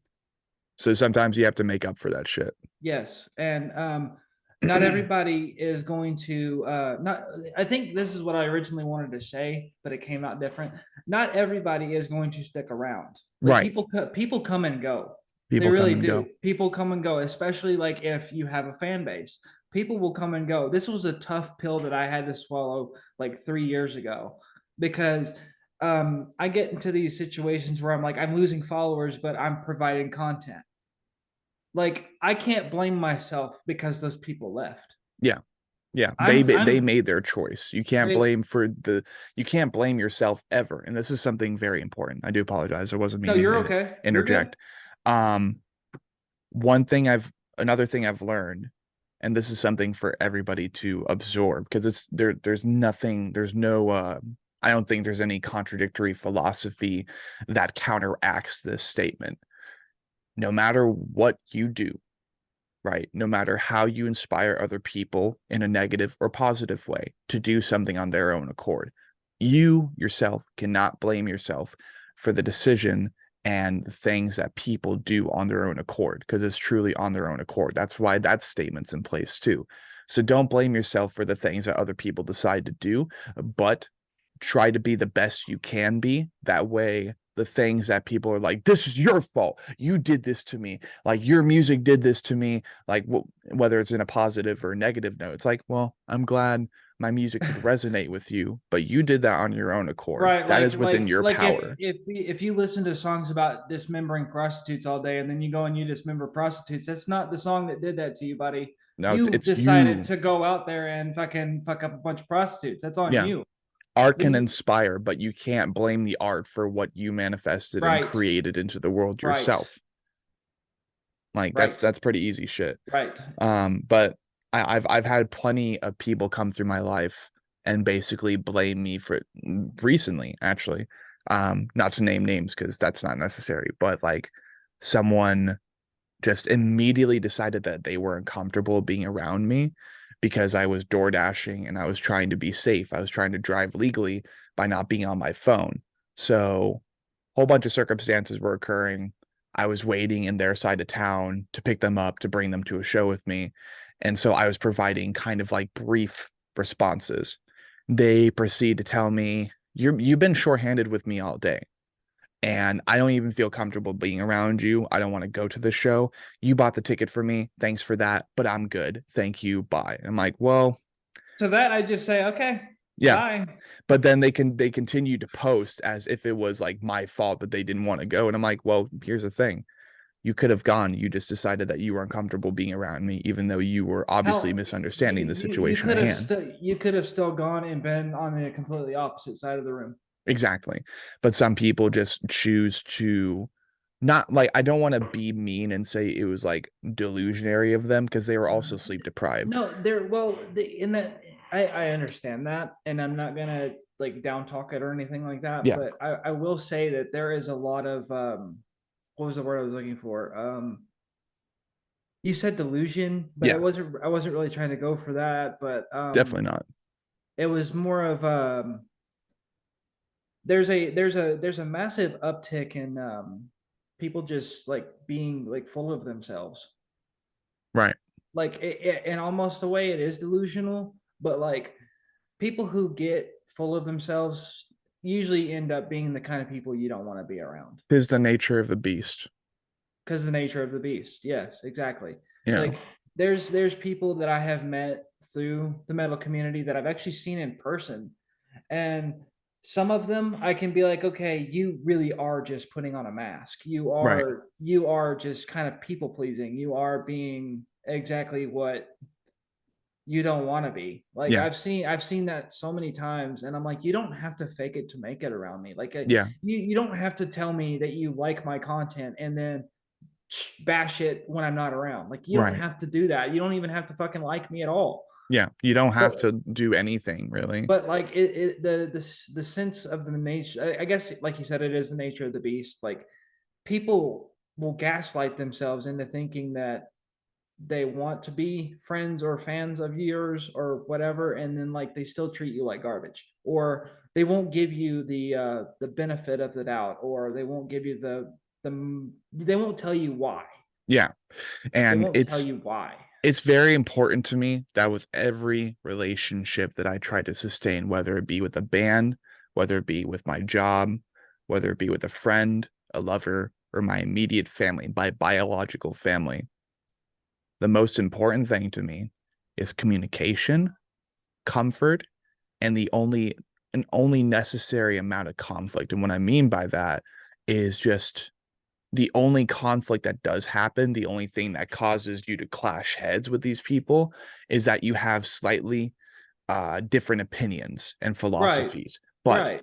the reason why, well, variety. You don't want to be surrounded by people who exclusively listen to this band or that band, or they exclusively devote their entire life and their bank accounts to going to see MCU films, but they hate DC, they hate Harry Potter, they hate Lord of the Rings. They're like, no, the MCU is where it's at, bruv.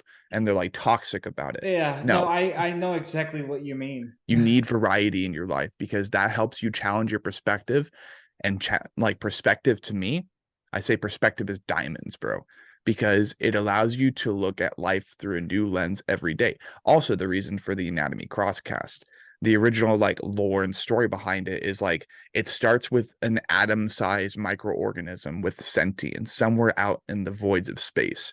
Over time, though, kind of like ego from Guardians Volume 2. Over time, he starts absorbing perspective. He starts learning the stories and he starts interacting with all these other organisms. Eventually, he grows and he evolves into a planet. It's kind of a similar thing to that, in which is like this little goo. And that's basically what the logo is. And that's why there's an eye in the middle with my cross, per se, in the eye, Right. is because it's like I'm learning perspective. And as time continues, it's like these other bands that I'm interviewing on the show, every instance that I'm interacting with other organisms, it just more eyes over time and just more and more eyes until basically, well, it looks something similar to Zableg's logo or Sangasugabog's logo, in which is just this whole mess of perspective Well, because see, like perspective is diamonds. when I started the YouTube thing, I've always been like a big fan of the scratch logos. Like even back when like WWF did Yeah. it, I've always been a fan of that style of logo. I always wanted to try to incorporate that in whatever I decided to do. And whenever I first started, my first ever Randyness logo was two of like I think the font I chose was another danger, and it was a demo version of that font. and I just took an R and another R and I flipped them and they were side by side, back to back. And it was just an R and an R. And I was like, that was the very first one I ever did. And I used that for quite a minute. And then I found another one. I can't remember what the name of the font's called now, but I used that for like the majority of my gaming stuff. And then I introduced the Chelsea Grin. I believe it was Playing with Fire, the intro that I used to use back in the day. Yeah. Oh my God. Uh, that scratch Da, logo, da, da, da. yeah. Da, da, da, da, da, da. When you see that logo spinning in Yeah. that intro, that was like the very first time that I was like, okay, this is my brand. This is it. This is what I'm Yeah. going to This is show myself Randyness, at. This is motherfucker. Randyness, you motherfucker. Yeah. But over time, I've learned how to edit, and I'm now painfully teaching myself Adobe After Effects. Holy shit, that program is ridiculous. I bet. No, dude, Um, I've been forced to evolve too because they finally shut down video editor for yeah, Windows. you were So using that forever. I was using that forever. Now I use a Logic Capture, and there's it's called like Clip Champ or something. Do you still use Logitech Pro? I use a Logic Capture to record. I use a Logitech I think 4K. No, Because I think I I think 4K, remember when you had me editing some of your content, it had the Logitech logo in the yeah. corner. Yeah, I remember some of that. No, it's still there. That's definitely the recording program, but I use a Clipchamp now, and my newer videos are actually pretty good.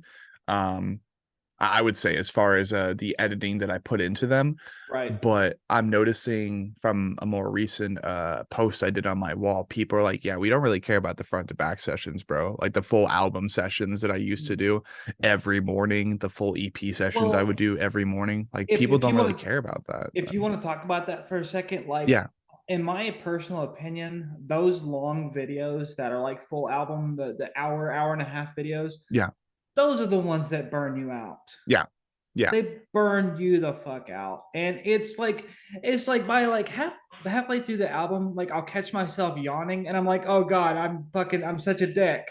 But I'm like, it's not the artist or the music or anything. It's just like it it burns you out, man. It takes a lot out of you to sit there through an hour and a half to get through music. yeah.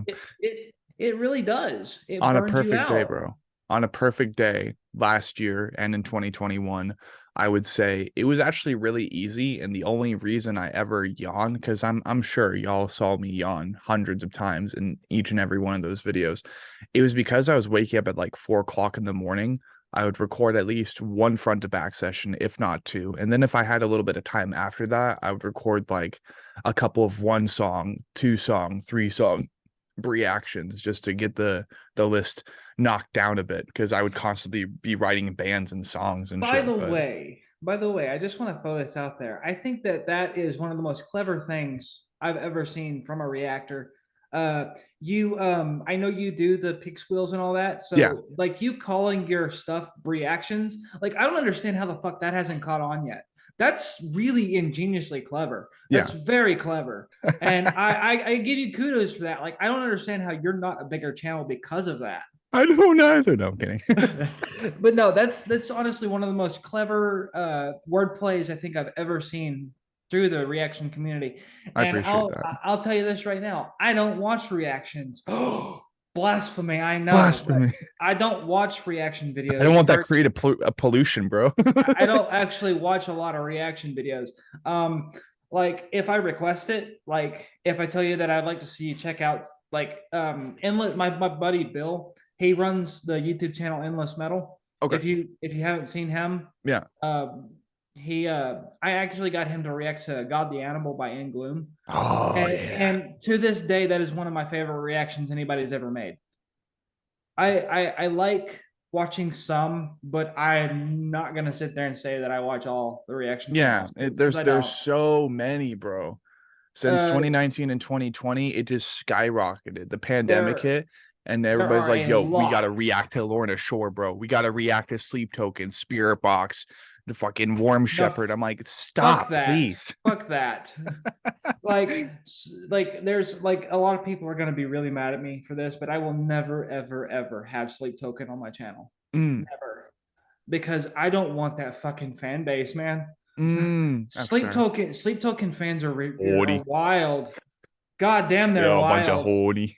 Give them the It's horny bonk. like I like no offense because everybody's got their fan base, Yes. but like Sleep Token fans, Lorna Shore fans, Spirit Box fans, Right. they're like fucking Swifties, man. Like They are. Jesus fucking Christ, like I mean, it doesn't help with Spirit Box that Courtney LaPlante calls them boxies now. boxies. Boxies.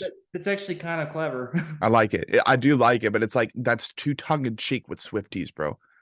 Speaking of Spirit Box, they've got some new stuff out, They do. and I'm really interested in checking some of it out. So if you guys want to see that, let me know. And Solid fucking EP. I can in the guarantee you that right comments, now.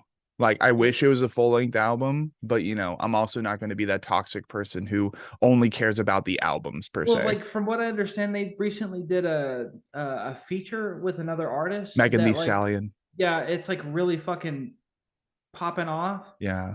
Yeah.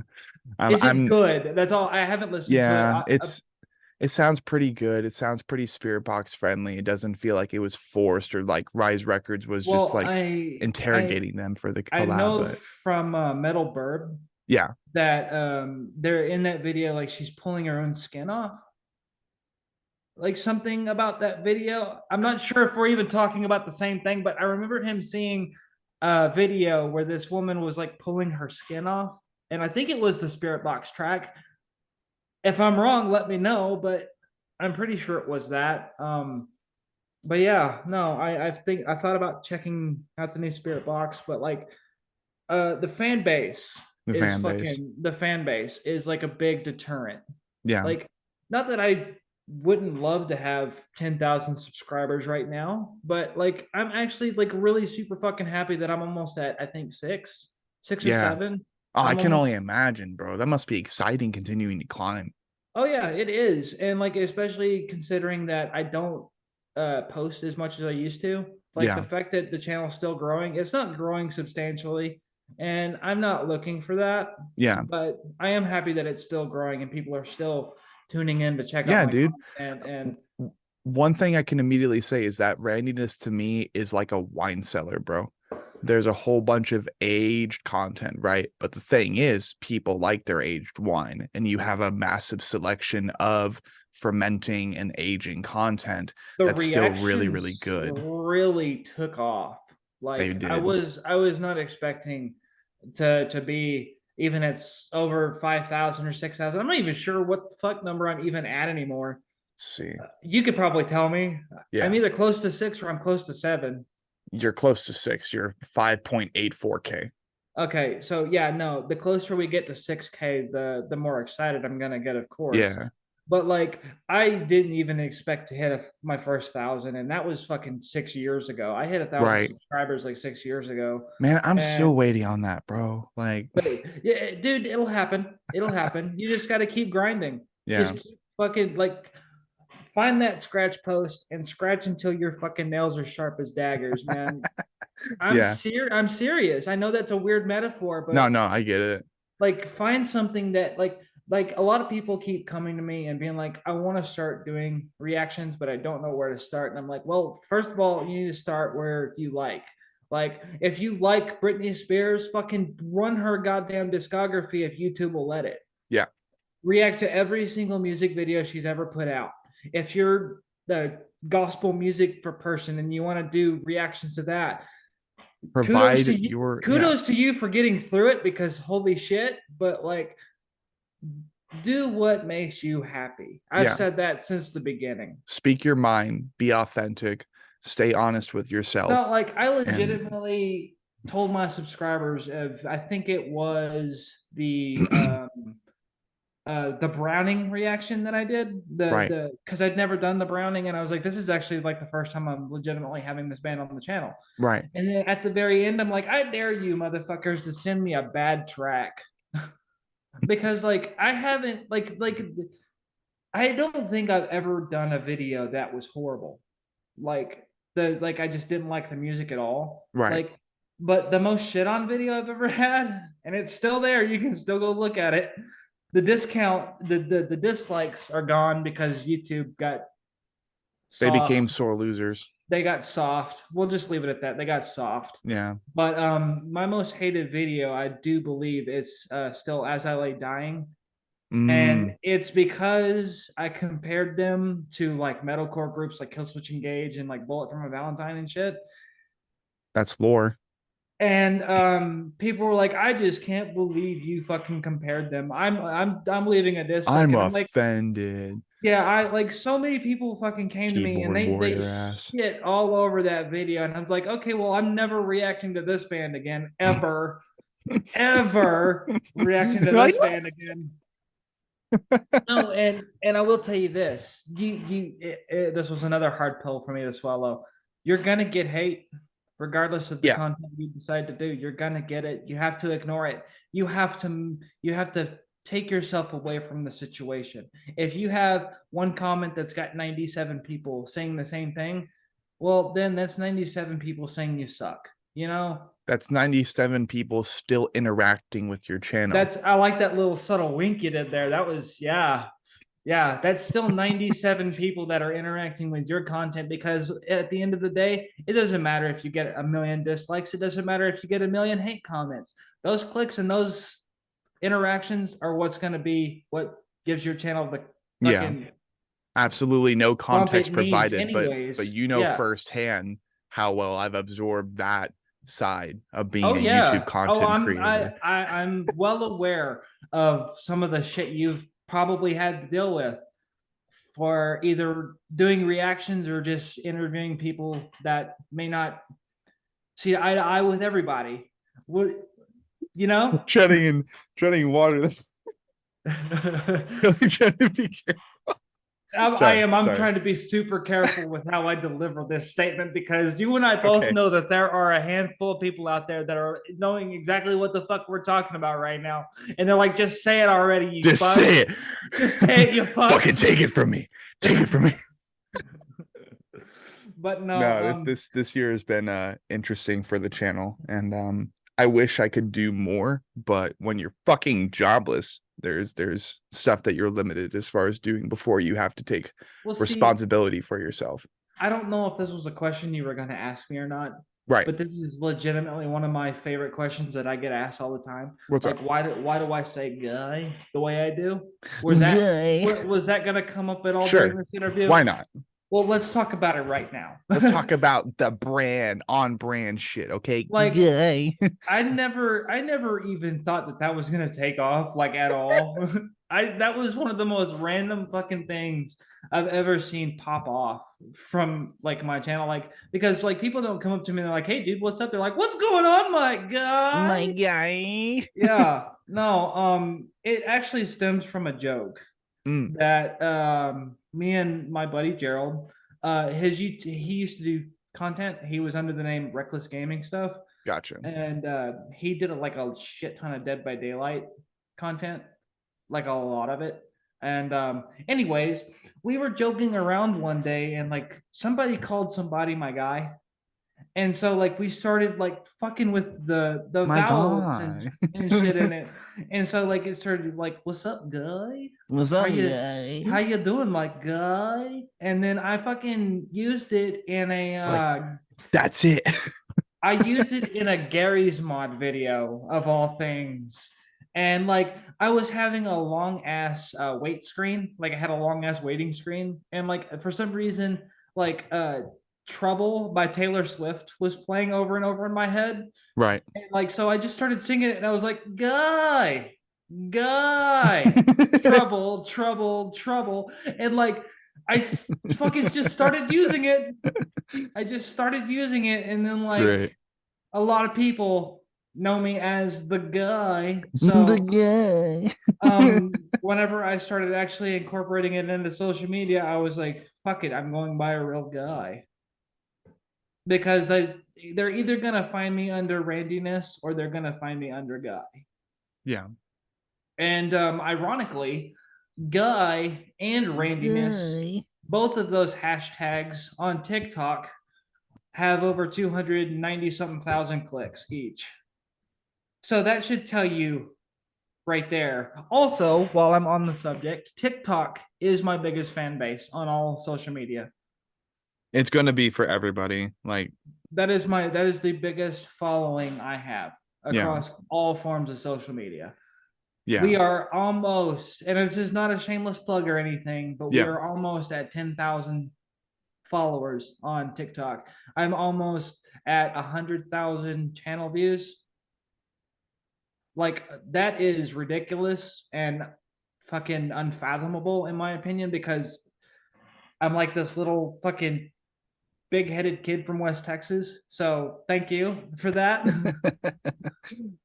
No, dude, like TikTok, I don't know.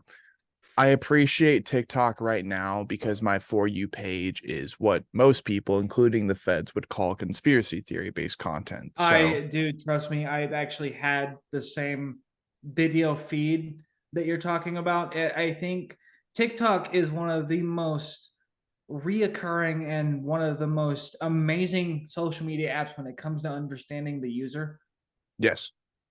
because like you if you like cat videos and TikTok knows you like cat videos, 90% of your algorithm is going to be cat videos.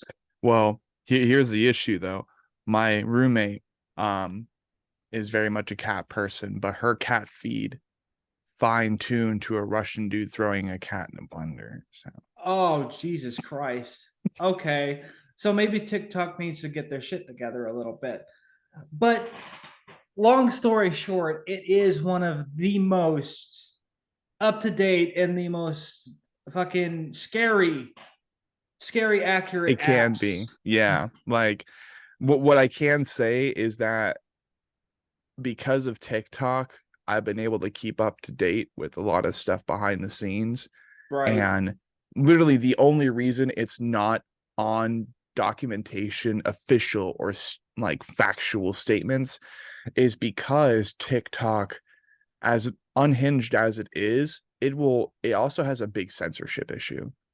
And there are a lot of Yeah, people in TikTok and Instagram who will censor the shit out of certain things, even if they are true, because it doesn't cater to a certain like I've noticed demographic. I was following a TikTok account that for all intensive purposes, they were just basically like narrating like unsolved mysteries, murder Yeah, cases, shit like that. And they were actually like I don't want to say I was one of the first people that found them, but I definitely was part of their explosion yeah, as far as like content.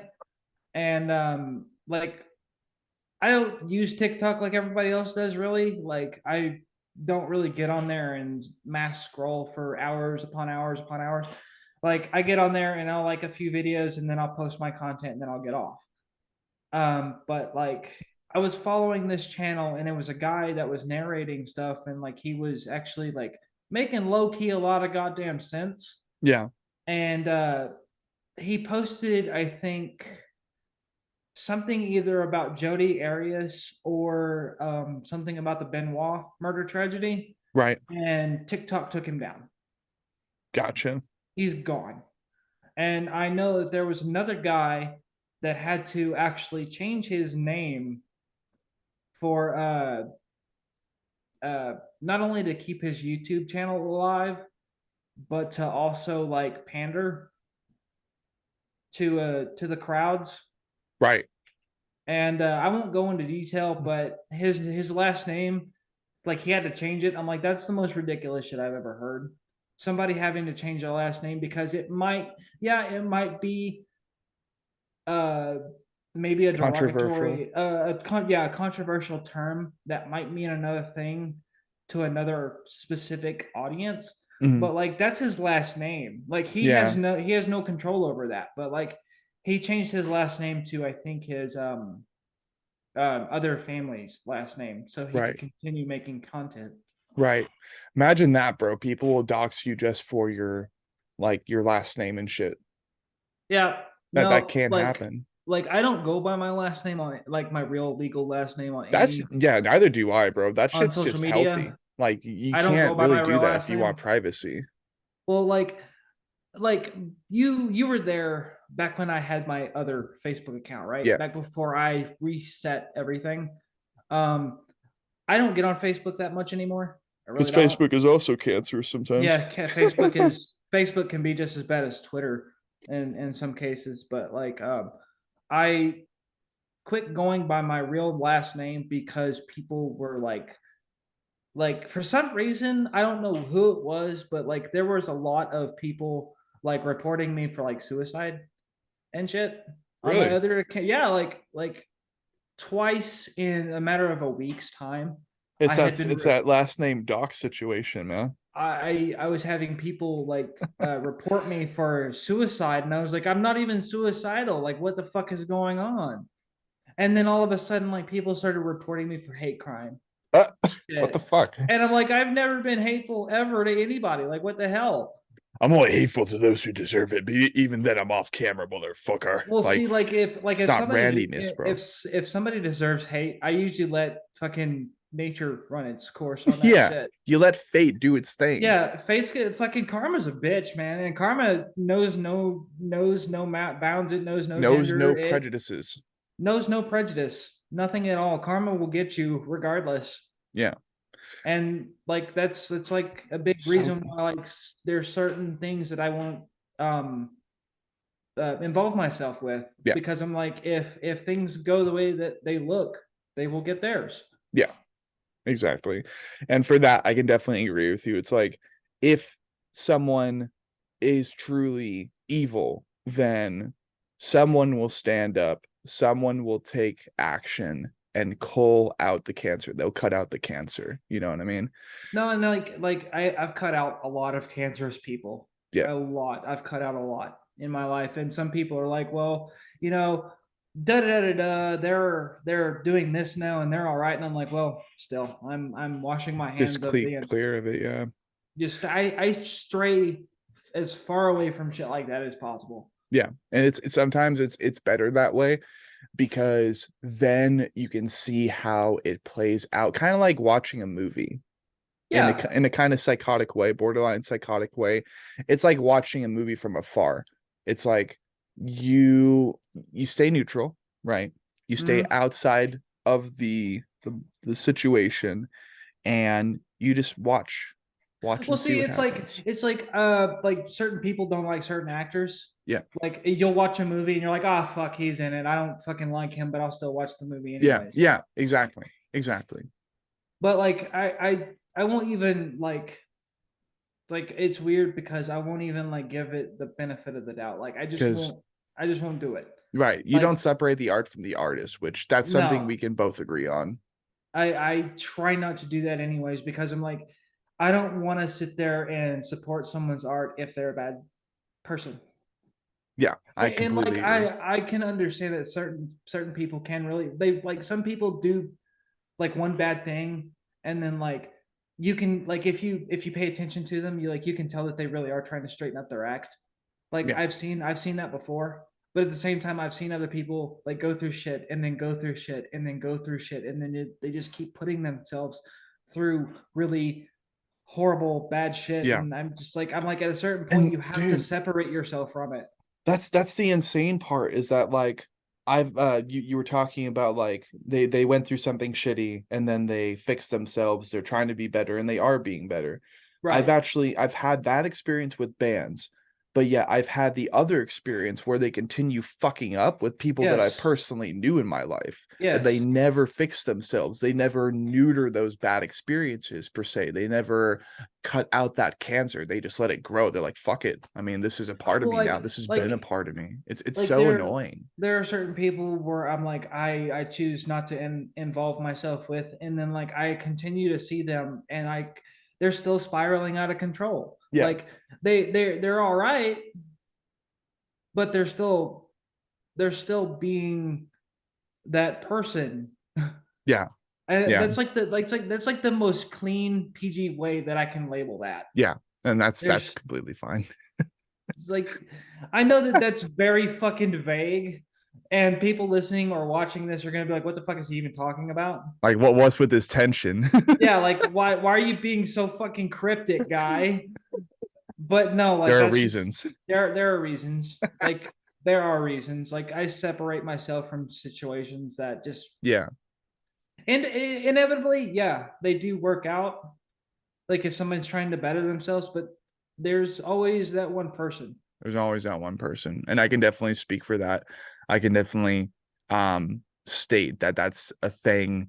And as far as separating the art from the artist, like, dude, there are so many bands, there's so many artists on higher levels in our scene that I'm just like, can you please go away? Like, Well, like you're making it not work it's for anybody. right, like or like Ronnie they'll Radke would be one for me. God damn, I can't fucking stand that dude. I can't stand him either. Like we can actually name drop him because like we neither one of us like him. No, I honestly think he is without a doubt one of the most shitty people I've ever seen. Like I don't even know him, neither and of us like do, but I don't ever care to. but like he genuinely seems like a shitty person. And the fact that he's been deplatformed multiple times, but he still keeps coming back, it's like, dude, I don't even Yeah. care what record label he's on. It's like, what are you guys doing? Well, You're just making yourself look bad. there's some artists out there that like they may not even be like they may not even what's the best way to put this? Like there are some artists out there that they interact with people that I wouldn't. Yeah. Yeah. And therefore, like I'll still interact with those people, but like don't expect me to interact with the same people you do. Yeah. Yeah. That's that's the most cut and dry that I can say that. Yeah. Like I'll still fuck with you, but like don't expect me to fuck with the same people you fuck with. Yeah. Yeah. Absolutely. No, I mean, I'm just glad that one person we can agree on is Ronnie Radke. Like, Yeah, no, I just I can't I stand really him. don't care for that person. Like that guy, Um, he's just let's see. he I think I swear he makes it a point to make himself a cringe lord. Yes. Oh my God. And then, anyways, or we No, get too, we're getting too off topic we're here. getting too off topic. We're talking about Out of Randyness, not out Ronnie of Radke, bro. not Ronniness, ew. Randyness. Radkiness. Uh, And so as a little side note here, Randiness was actually just something I came up with on the fly, uh, to be honest with you, because like I was like I wanted something that that just sounded different. yeah, Like yeah, because like I've said this in the past, but like I've legitimately almost called myself Relentless Gaming because my buddy was under the moniker of Reckless Gaming, so yeah. therefore together we would be Reckless and Reckless and relentless. Relentless. Yeah, and at first I was really into that. Like we were gonna be YouTube partners and buddies, and I was like, yeah, but what if you want to do something that's not just gaming? And then I was like, I took my name and I played around with it for like 24 hours. I played around with the name for like 24 hours.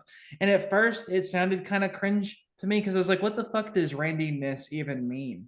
It's And just then it's your potential, bro. and then I thought about it. I was like, well, it's me, Randy. And then like the ness can be just anything. Anything. Anything ever that you ever happen to make, that is Randyness. Like if tomorrow I just decided that fucking I'm gonna use like death metal tracks to be in the background of makeup tutorials, then that's it's still gonna be fucking Randiness, Have you the wife know? do corpse paint. Yeah, she's getting pretty good at it too, actually. So Ooh, okay. yeah, but yeah, no, like I just wanted to come up with something that just could mean anything that I stood for. Yes. And yeah, over time I've had some bumps.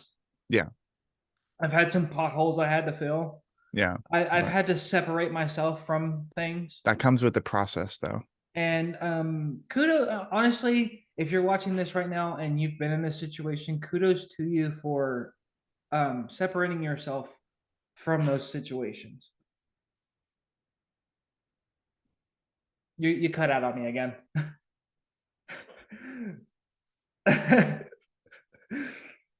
the One the day. the most cut out anatomy podcast ever in the history of Yeah. Sean. like I don't even know how long we've been going for. Like, because you Dude, said it was like 8:30 when you started, oh and it my was God. how long have we been going for? Dude, it's currently 1:15 p.m. for me. So we've been going for like 2 hours. At least 2 hours now, yeah. Jesus Christ! Let's This fucking go. this is what happens whenever you sit down and you have a fucking conversation with somebody. Yes. You're not trying to gain anything from it. You just want to No. have a conversation. And that's a big reason why I started doing band interviews, Yeah. because I was like, I want to fucking know the person behind the madness.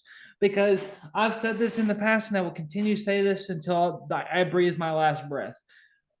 I commend anybody who makes this shit a lifestyle. Yeah. I commend you, because like I've been to a few concerts and just pitting fucking drives me crazy, man. Like I will come home and I'll be like, well, I won't be doing that for another year or so because I'm too fucking old for that You're shit. getting older, never old. That's another But saying of mine. like the last time I pitted was when the Browning played. They were Yeah. headlining, and me and a dude smacked into each other so hard that I was like, no, I'm done. I'm done. I've had it. And like I felt bad because like Keem really wanted to see me pit, Yeah. and like he was the one that was like, you pit now, and like it was during one of the most insane breakdowns. I can't even remember the name of the song, but I went around in the circle and I was like in the middle and I was doing that, I was getting hype as shit, Yeah. and I took off running, and me and this dude ran right into each other, and I fell down, fell backwards. And like one thing I gotta say about metal pits is homies got your back. Yeah. Like no matter what, I've been in a few pits, I've seen a few pits from just being a standby. But Yeah. like if somebody gets knocked down, you usually end up getting picked back up unless the Yeah. guy who knocked you down wants to hurt you. Right.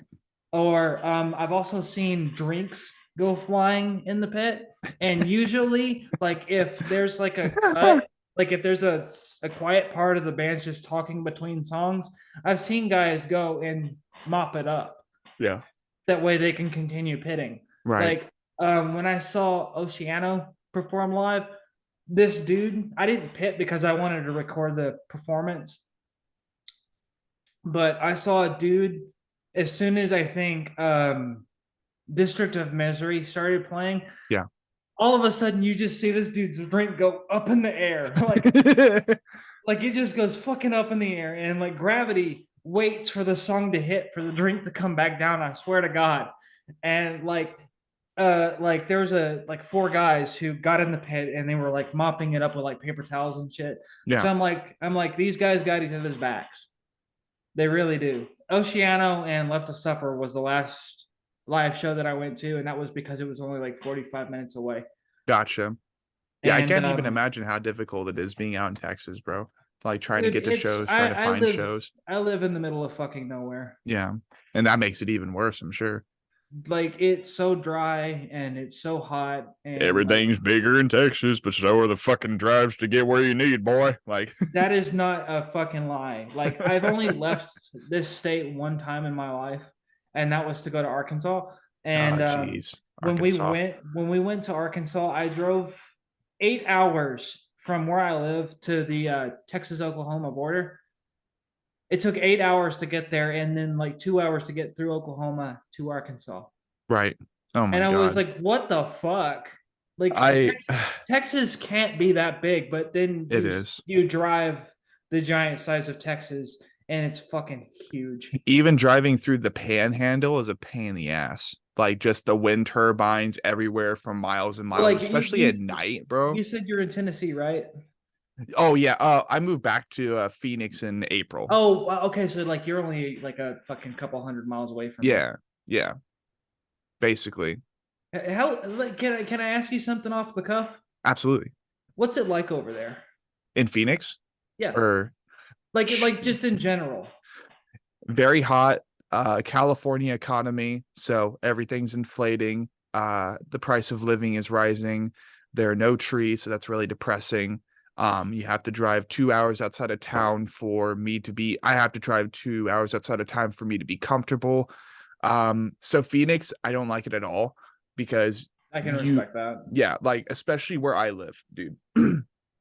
You go to one of the main surface roads over here in the neighborhood, and you can see the entire valley. You can see Phoenix off in the distance, Oh but it looks like wow. fucking Mordor.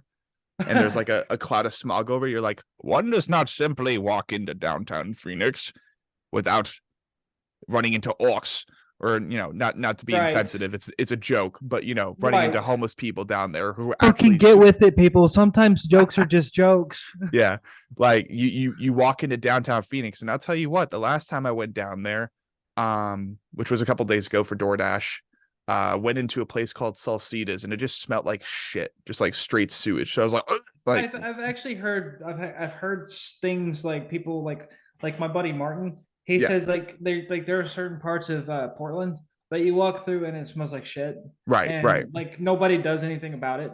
because it's a downtown area. Yeah, Like and that's like when we went to Austin, I saw only like a small portion of the giant size of that yeah, town. yeah. Like we drove, I think we drove over the bridge where they filmed some of Zombieland. Oh Okay. shit. Okay. Yeah, like we drove over that bridge and there's like a big fucking sign on it that says that it was filmed on that bridge or whatever. But like you could also see like the Texas Longhorns football stadium from That's this cool. location. Like you could see that, and then like as you get into town, like you realize that the buildings are like you can't see the tops of them. Like it's fucking massive down there, and like we were only in like Come and Take It Live is in such a remedial location compared to the rest of the size of Austin, Right. and like it took us a minute to actually find the fucking place Yeah. because it was just like so out of the way. It's tucked in a corner somewhere. Yeah, like it's like you have to like drive through some of downtown Austin to get to this place. And then like when we were on the right street, but like we were like 2 blocks away down at a Taco Bell before I was finally able to contact Devin and be like, yo, we're at a Taco Bell. Where the fuck is this place? And they were like, okay, you guys are only like a fucking block away. So Gotcha. we finally got there, but it really was just like so out of the way. Like blink and you miss Hole in it. the wall. Yeah. Yeah, hole in the wall compared to the rest of the size of Austin. And then Yeah. like in that area, there was also like I wouldn't say that it was like a complete filth trap or anything like that, but it was like way different than what I had envisioned. And like I was like I was kind of disappointed as a human, like just in general as a human, Yeah. because I was like, nobody's even fucking trying. And Yeah. there was like, I know this is like really off the side, but there was a lot of fucking people driving mopeds in Austin. Like, I guess it's Mm, because gas prices or whatever, yes. but there was a lot of scooter vehicle Yeah. activity in Yeah. Austin.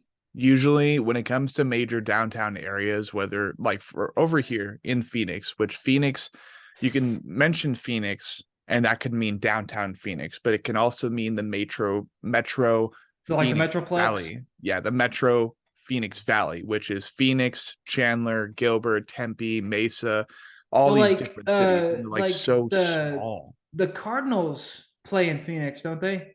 Yes.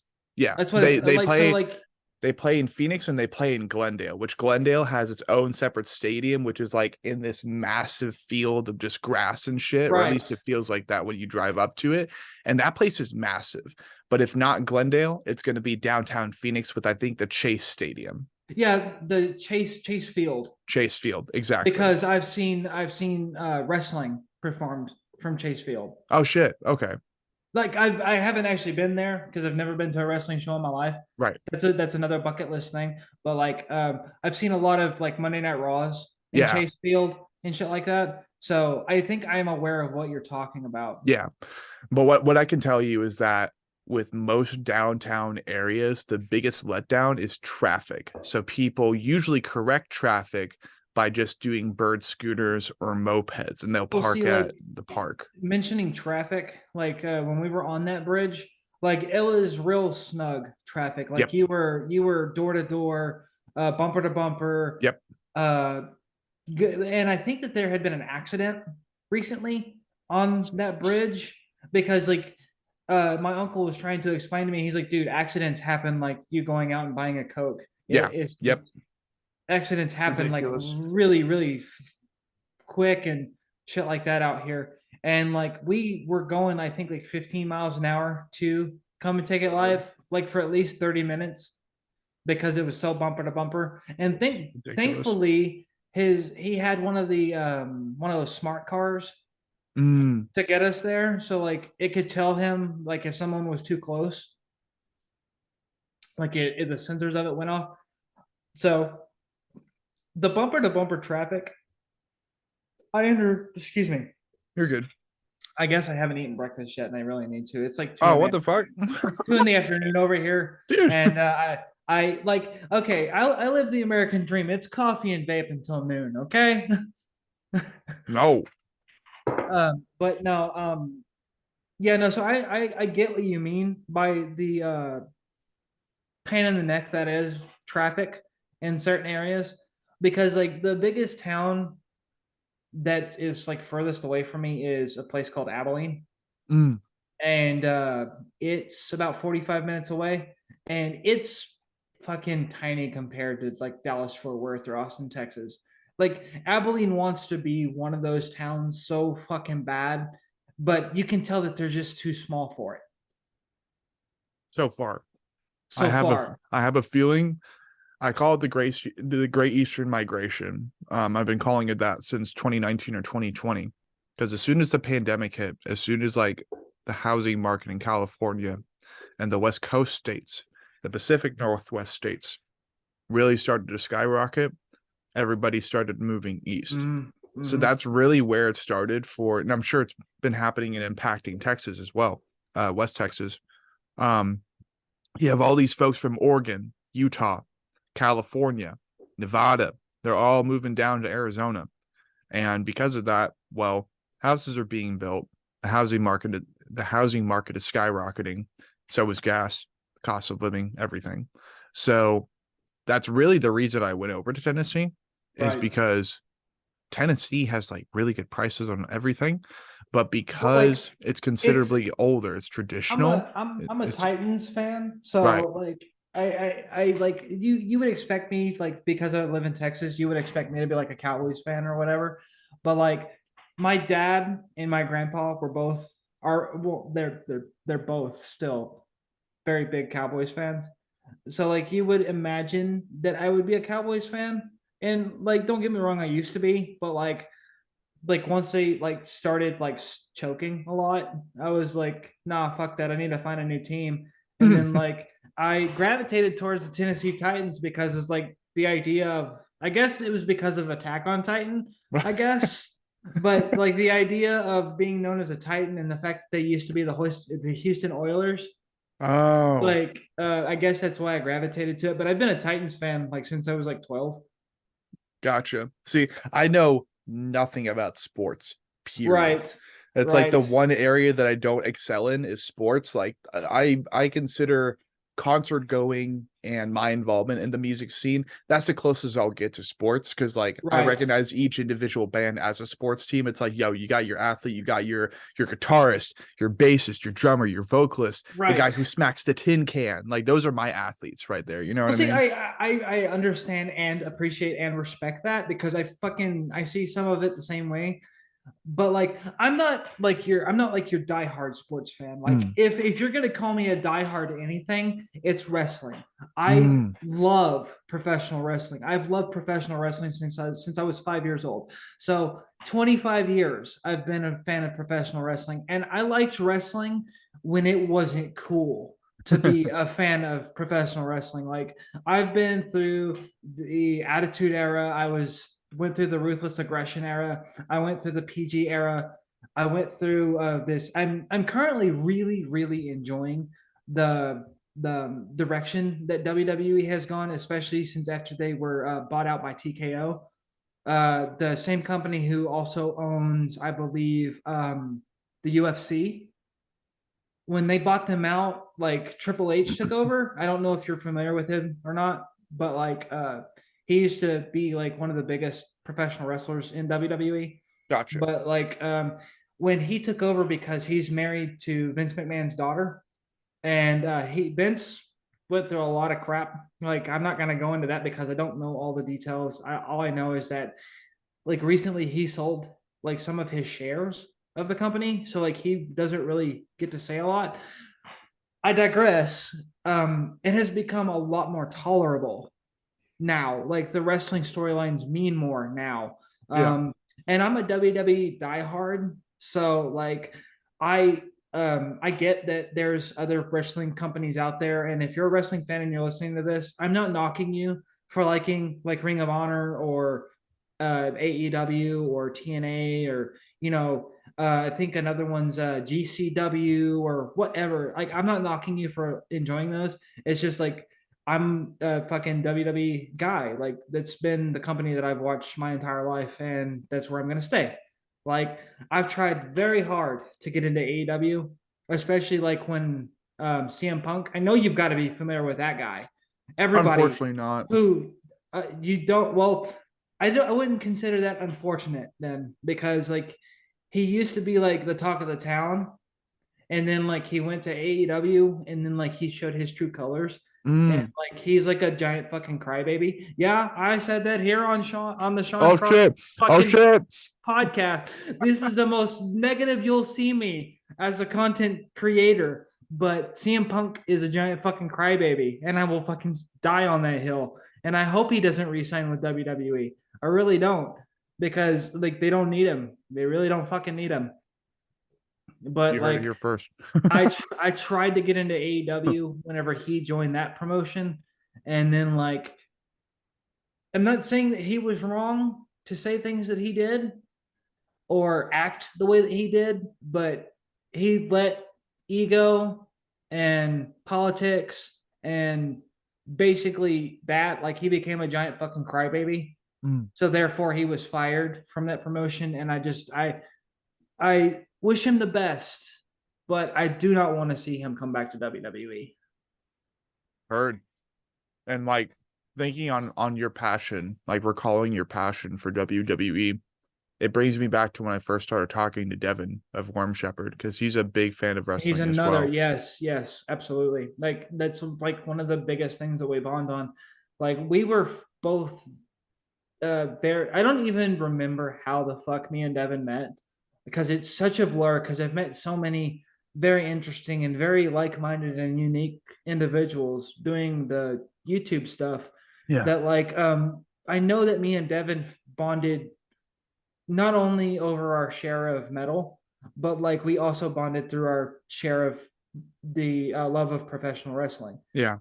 Like I mentioned Bray Wyatt earlier, and like I know that his passing a few months ago, because at this point I think it has been a few months, and Mm. it still feels pretty fresh. But I know that Devin was a big fan of his as well. Like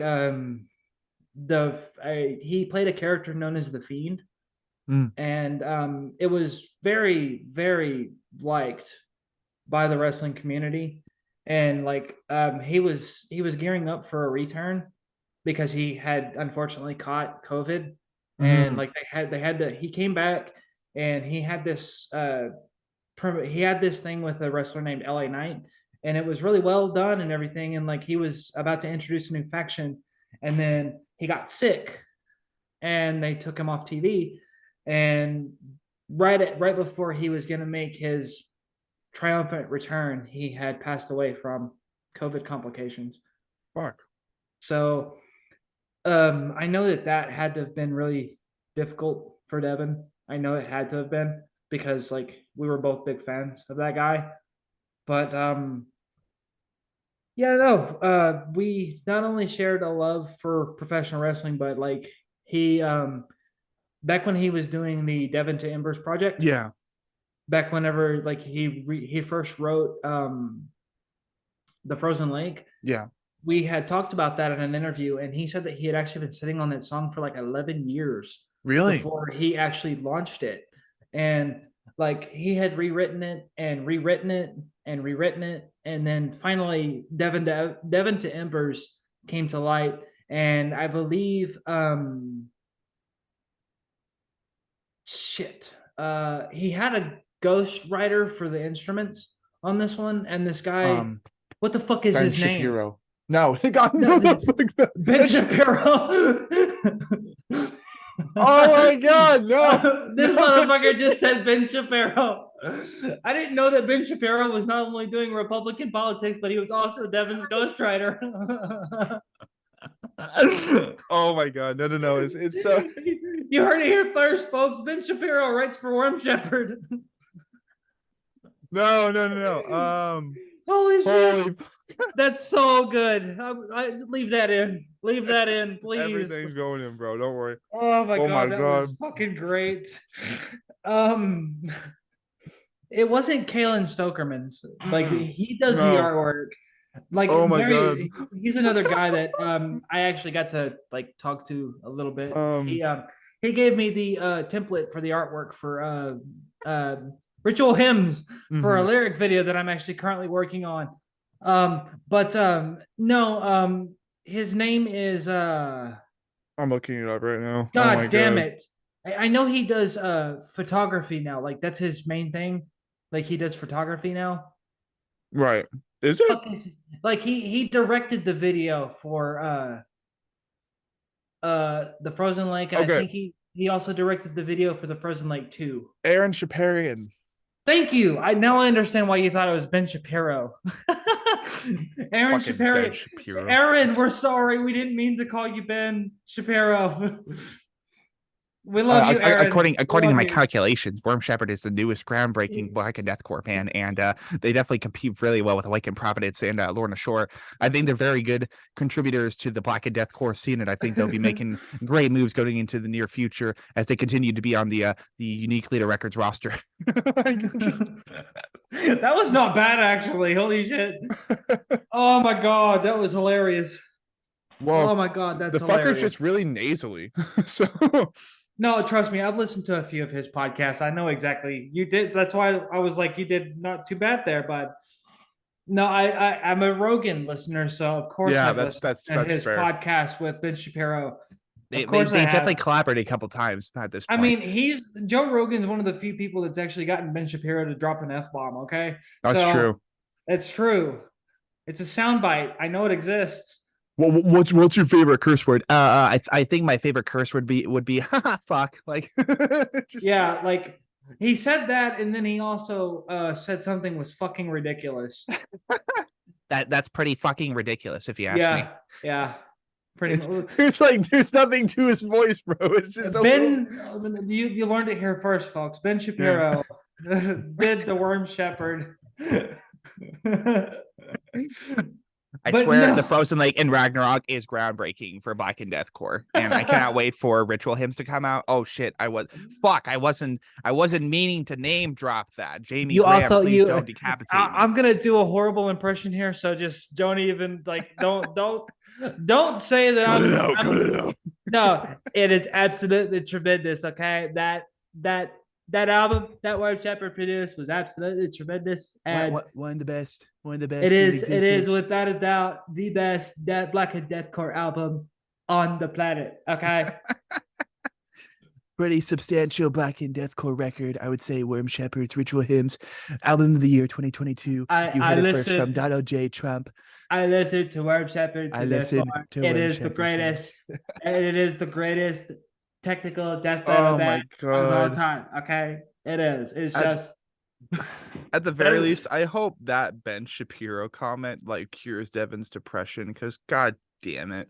I hope that the last 5 minutes of this podcast have at least cured someone's depression for the day, because oh my god, I think I needed that. I think I fucking needed that. Oh, Jesus Christ. My fucking, the sides of my face hurt from laughing so fucking hard right there. If it's not for actually making history and telling people stories, it's making people laugh. That's one other way to keep relevant. I genuinely hope that somebody got a genuine response, laugh out of this podcast, because this is with Randyness, and it is the greatest podcast on the face of the planet. It's the greatest podcast of all time. The United Crosscast and Randyness, bringing it to you straight from Phoenix, Arizona. Oh wait, fuck, I'm from New Hampshire. Why am I in Phoenix? Why am I in Phoenix? Joe Biden, did you set me up? Sleepy Joe Biden definitely didn't record this from Sweetwater, Sleepy. Texas. Okay. Sleepy Joe Biden's about to take a nap on this podcast. Okay, he needs to take a nap after this one. Maybe walk off this. Maybe walk Oh off my screen God, a my little bit. fucking face hurts. Yeah, that's what we Holy do. shit. That's what we do here. Blood circulation. Anyways, We went way off the rails here. Going off the rails on a crazy train. I know we got to be approaching at least 2 hours on this bad boy. oh yeah, absolutely. But do I give a fuck? No, as long as you don't. Like, the more Well, content, the better. I'm not gonna lie. I'm starting to get hungry, and I haven't had coffee in like 45 That's true. minutes. Yeah. So I thought you grabbed stuff before the session, so I was like, oh shit, he hasn't grabbed breakfast yet. no, He's not no- yet. I grabbed a fresh cup of coffee, but that was about it. Right. Well, yeah. I mean, If you want to wind this down, I'm okay with that. Yeah. If you want to like do some rapid fire questions, I'm cool with that. Okay.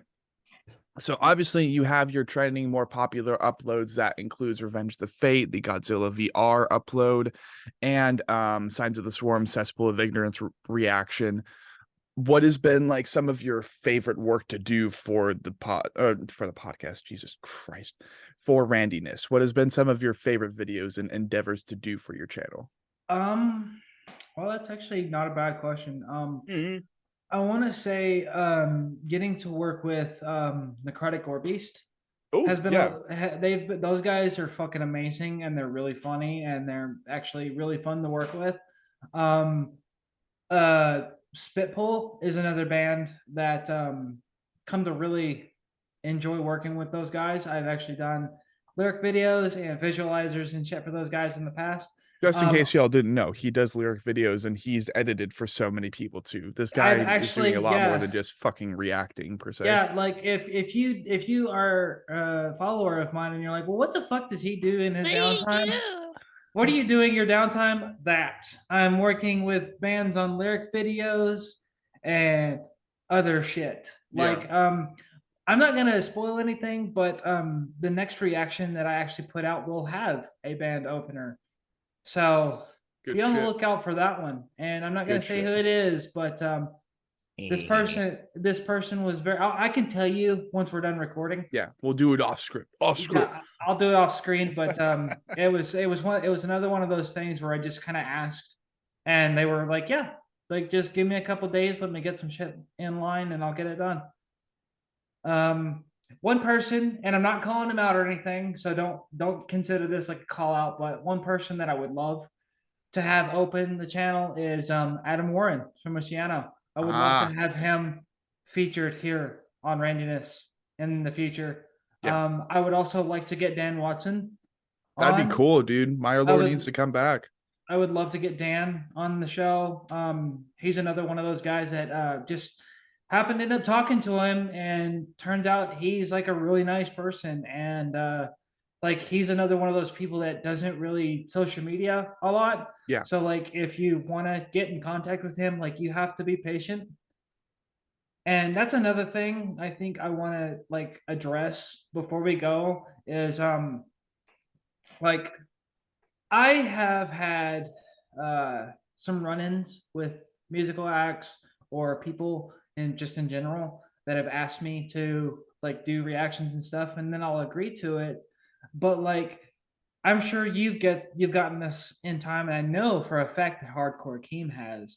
Yeah. But like it is ridiculously impossible unless like this is what you do. Like you get up and start to finish, like you get up, you brush your teeth, you eat breakfast, you get out here and you fucking put out the content. Unless that's what you do every single fucking day of your life, it is hard to get content made. Like it really is. It's hard to get content made because like I have a job, and outside of my job I have a family, and outside of my family, like I do this for fun. Like I'm not looking to be famous. I'm not looking to make money. I'm not like everything that I've gotten out of this has just been like, whoa, you know, bonus. Like I've gotten to work with guys that I never thought would even be possible. I've interacted with people that I've never even thought would even like look my direction. Mhm. I'm friends with guys who I was like, dude, I fucking like idolized you like for a long time and shit. Like Yeah. I've been an avid fan of heavy metal like since my childhood. Yeah. It's just like I didn't get into like super duper heavy metal until like I got with my fiance. Yeah. And we've been together for 14 years now.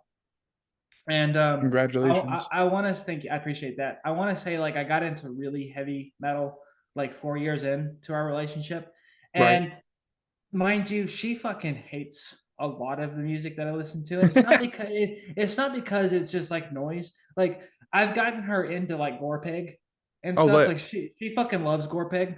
I've gotten her into some Chelsea Grin songs and shit like that. But like um I listen to metal a lot, but like the pioneers for me, like what got me into this genre, the groups like Chelsea Grin. Like the very first Chelsea Grin song I ever heard was I believe it wasn't Recreant.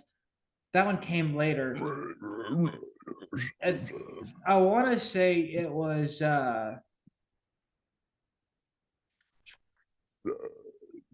off the same album. I know that right now. It was off that very same record, and it was the remastered Banger? version. It no, it No, wasn't. that's a different album. It wasn't Krugerbanger. That's the EP you're talking about. The self-titled Chelsea Green EP is what that is off of. But Okay. no, I'm talking about. I believe it's Desolation of Eden. Oh, the white one? No, actually, it's not that one. It's the one with the yellow tree. The one with the tree on the cover. Man, now I gotta look this up. Because I just feel dumb. I'm like, wait, isn't that the Desolation of Eden though? And there's a I want to say that the album I'm thinking of with the tree on it is the Desolation of Eden. I'll look it up. You're right. You're right. The tree album is Desolation of Eden. Yeah. Okay, it was off of that album that I heard my first Chelsea Grin song, and I fucking instantly gravitated towards it. Like I heard it on one of those. I Like, have a feeling it's Sonnet of the Wretched. Sonnet of the Wretched. No, like can you actually list off the discography on that album for me, please? So track 1 would be Judgment. Track 2, title track. Track Okay. 3, False Sense of Sanity. Track Okay. 4, Sonnet of the Wretched. 5, Shayna Stokes. Cheyenne Stokes. It doesn't look like Cheyenne. It looks like Shayna. I've actually looked into it. It is Cheyenne Stokes. Cheyenne Stokes. Or Shayna Stokes. 6 would be The Human Condition. 7 would be Elysium. 8 would be The Desolation of Eden Recreant is actually a remaster. Oh, right. That's why it sounds so different. Okay. It might have actually been The Human Condition. Honestly, it might have, because it was so long ago. Like I'm surprised they even remember that it's from that album. But no, I got into them, and then I shortly after that got into Oceano because District of Misery was recommended to me, and this was back. I want to swear this was back when like MySpace was still like it was on its last breath before it got taken over. Like back when like you could still customize your profile and shit on MySpace. I don't know if you were a MySpace user. No.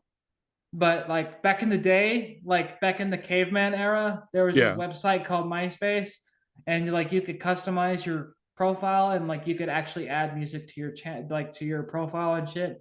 Gotcha. And like when people would click on it, you could hear music playing while you surfed their profile. Right. And I was never happy with how my profile looked, so I was constantly evolving how it looked on MySpace. But yeah, Chelsea Grin and Oceano were definitely like the grandfathers of why I listened to like Signs of the Swarm and fucking Myra Lore and just shit like that. Like there are so, like you said earlier, there are so many bands out there that are just There's a new band at least every day, if not and multiple. and 80% of them like that's being generous too. And I hate to be so crass about it, but there's like 80% of them that are actually genuinely good. Right. The other 20%, I see what they're trying to do, and I'm like, you definitely need to work on it. Yeah. And I've been that brutally honest with people before. I'm It's like, better to be. I see what you're doing, but you need to work on it. Yeah. Yeah. You haven't found you like, and when you are a reactive content creator like we are, I'm not saying that we are creatively inclined or that because we listen to so many bands a day, it's like we know exactly what to look for. But the thing is, I like to consider Sean Cross and the whole experience of that so far to be kind of talent scouting. You Right. search for niches in the community and you look for niches that bands are involving in their creative process, but they make it click. They make it work and they make it work for them. That's what I usually find. Like there's one band right now that really, really just kind of like fucking blew up overnight. Yeah. Like they blew up like Spirit Box fucking blew up. And the Breakaway? band is no, Face Yourself. Oh, Face Yourself. I love those guys. I really do. I've been trying to get them on the show forever now. Lady Gaga's and the gang, dude, they are amazing fucking people. Like Eric and Lady Gaga, like I haven't really had an opportunity to really sit down and talk with any of them other than Yaya, but they're really nice people. Like and they really did skyrocket overnight. Like they did. They dropped they dropped like 3 singles back to back and they took the fuck off. They did. Like, oh my God, they took the fuck off. Like they had the same kind of blow up that Spirit Box did, in my opinion. Because Spirit Box dropped their EP and then they fucking blew up. Right. No, honestly, Face Yourself to me is kind of like Ginger, but like a little bit heavier. I'm just gonna say this right now.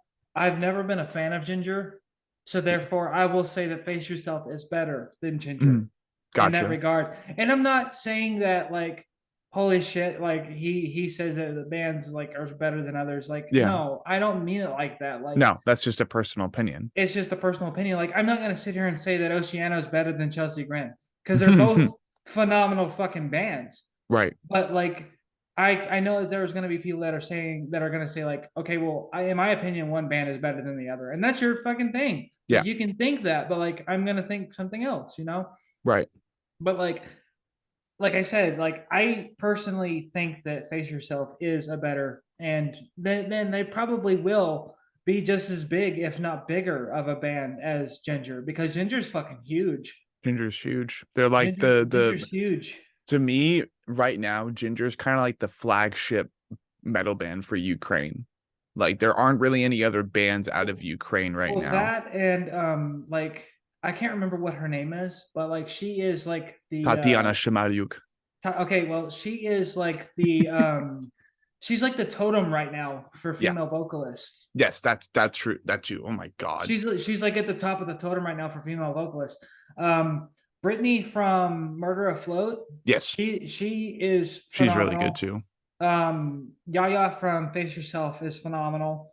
There's a band that I cannot remember the name of right now, but they also have a female vocalist. They did a feature with Will Ramos before he took over Lorna Shore. Oh shit. I cannot remember that band's name. But they are also phenomenal as fuck. So the bands that come to mind when we haven't, other than the ones we mentioned so far, for me there's Venom Prison, which that doesn't ring a bell as far as a Will Ramos feature. I don't even know who they are. They're really good. They're from Europe. They kind of got like a more thrash vibe about them, but their newer album, it has like very balanced clean parts with just ruthless heavies and shit. So there's, for me, because I'm very invested in that niche of the subgenre, just seeing all these female vocalists that are as good if not better than a male vocalist because they have access to those more lullaby friendly clean vocal spectrums, right? So bands like that would, for me, include Blood Command. that's more like I don't even know how to describe them. They're kind of like Muse, but more heavy, I and they might got be more able to punk actually elements. tell you who they are. Give me just a second. Right. I might be able to actually tell you who they are. Dying Wish, Blood Command, Venom Prison. Dying Wish is good. I've heard them before. Yeah, they released their new album on my birthday. That was a pretty cool present. There's Wargasm. They're from the UK. They're really good. I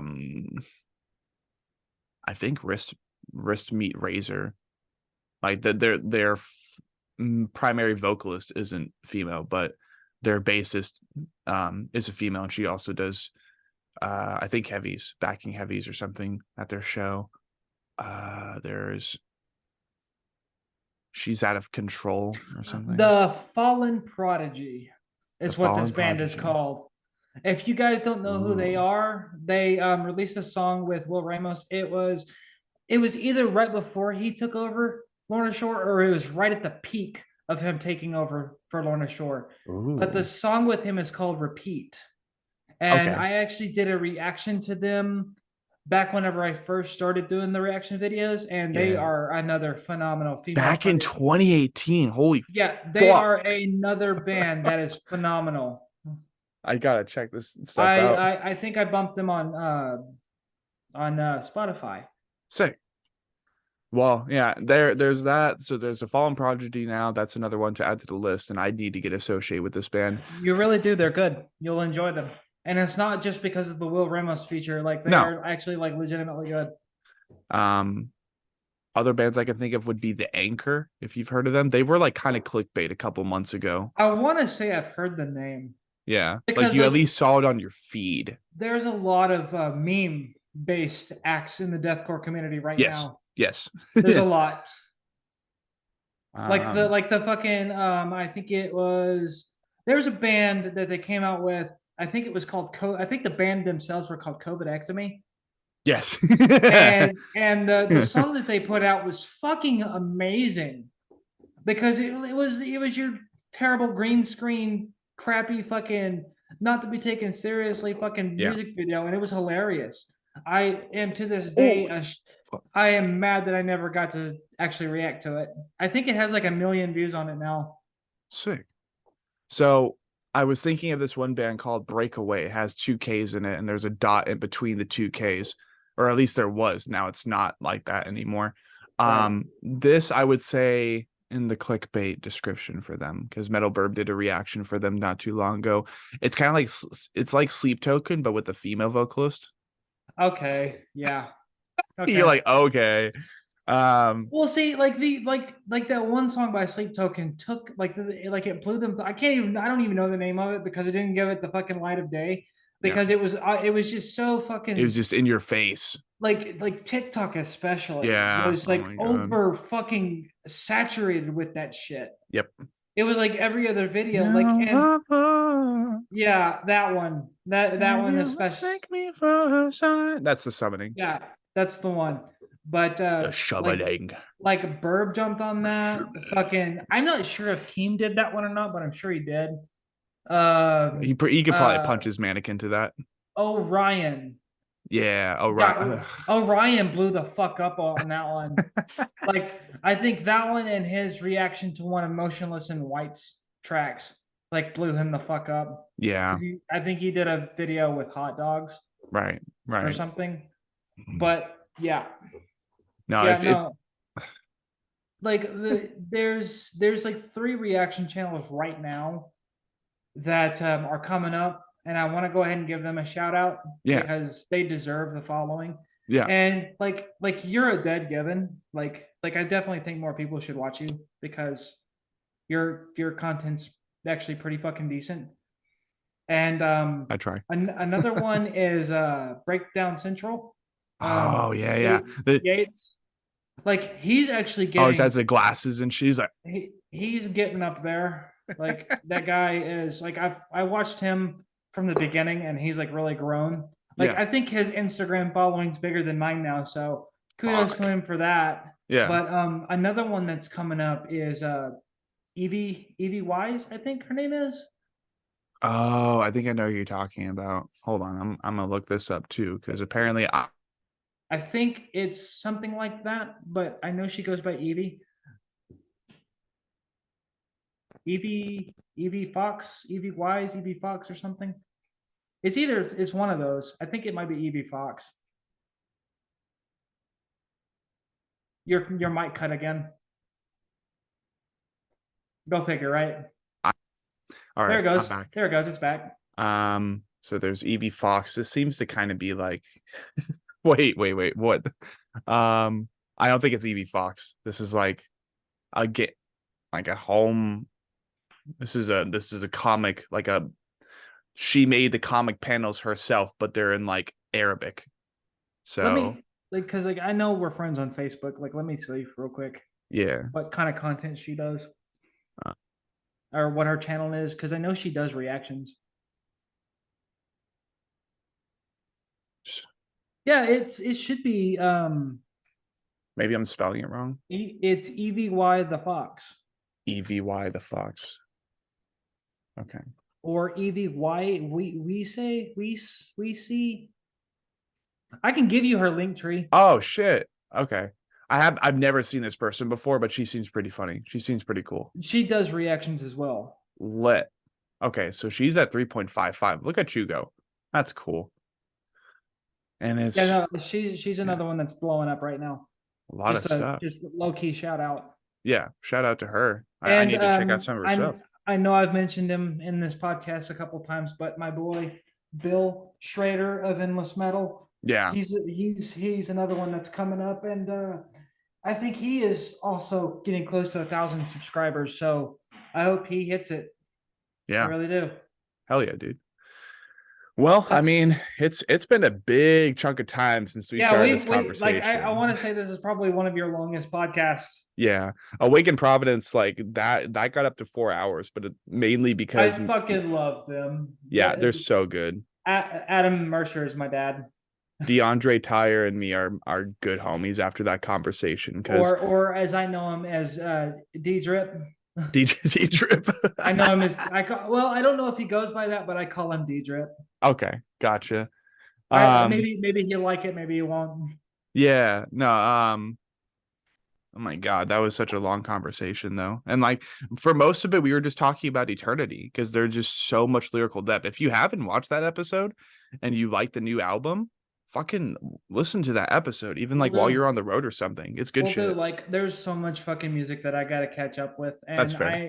I'm gonna drop it right now that I do apologize for not being as consistent as the rest of them. There's you got life, man. You got a family. Life gets in the way, and life gets in the way.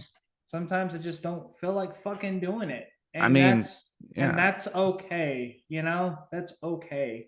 Because sometimes if you don't want to do something, you don't have to fucking you can't force it, dude. You have to want to do something. You don't need to force it. Yes, you don't need to force it. Exactly. Sometimes you do need that extra push, but like don't burn yourself out. No, don't cause yourself fatigue. I know this is going to be kind of cringe, but my grandma told me this years ago. But she's like, it's like a fart. If you have to force it, it's probably shit. No, not cringe. It's funny. I like that. Yeah, no, my grandma told me that years ago, and I guess it just kind of stuck with me.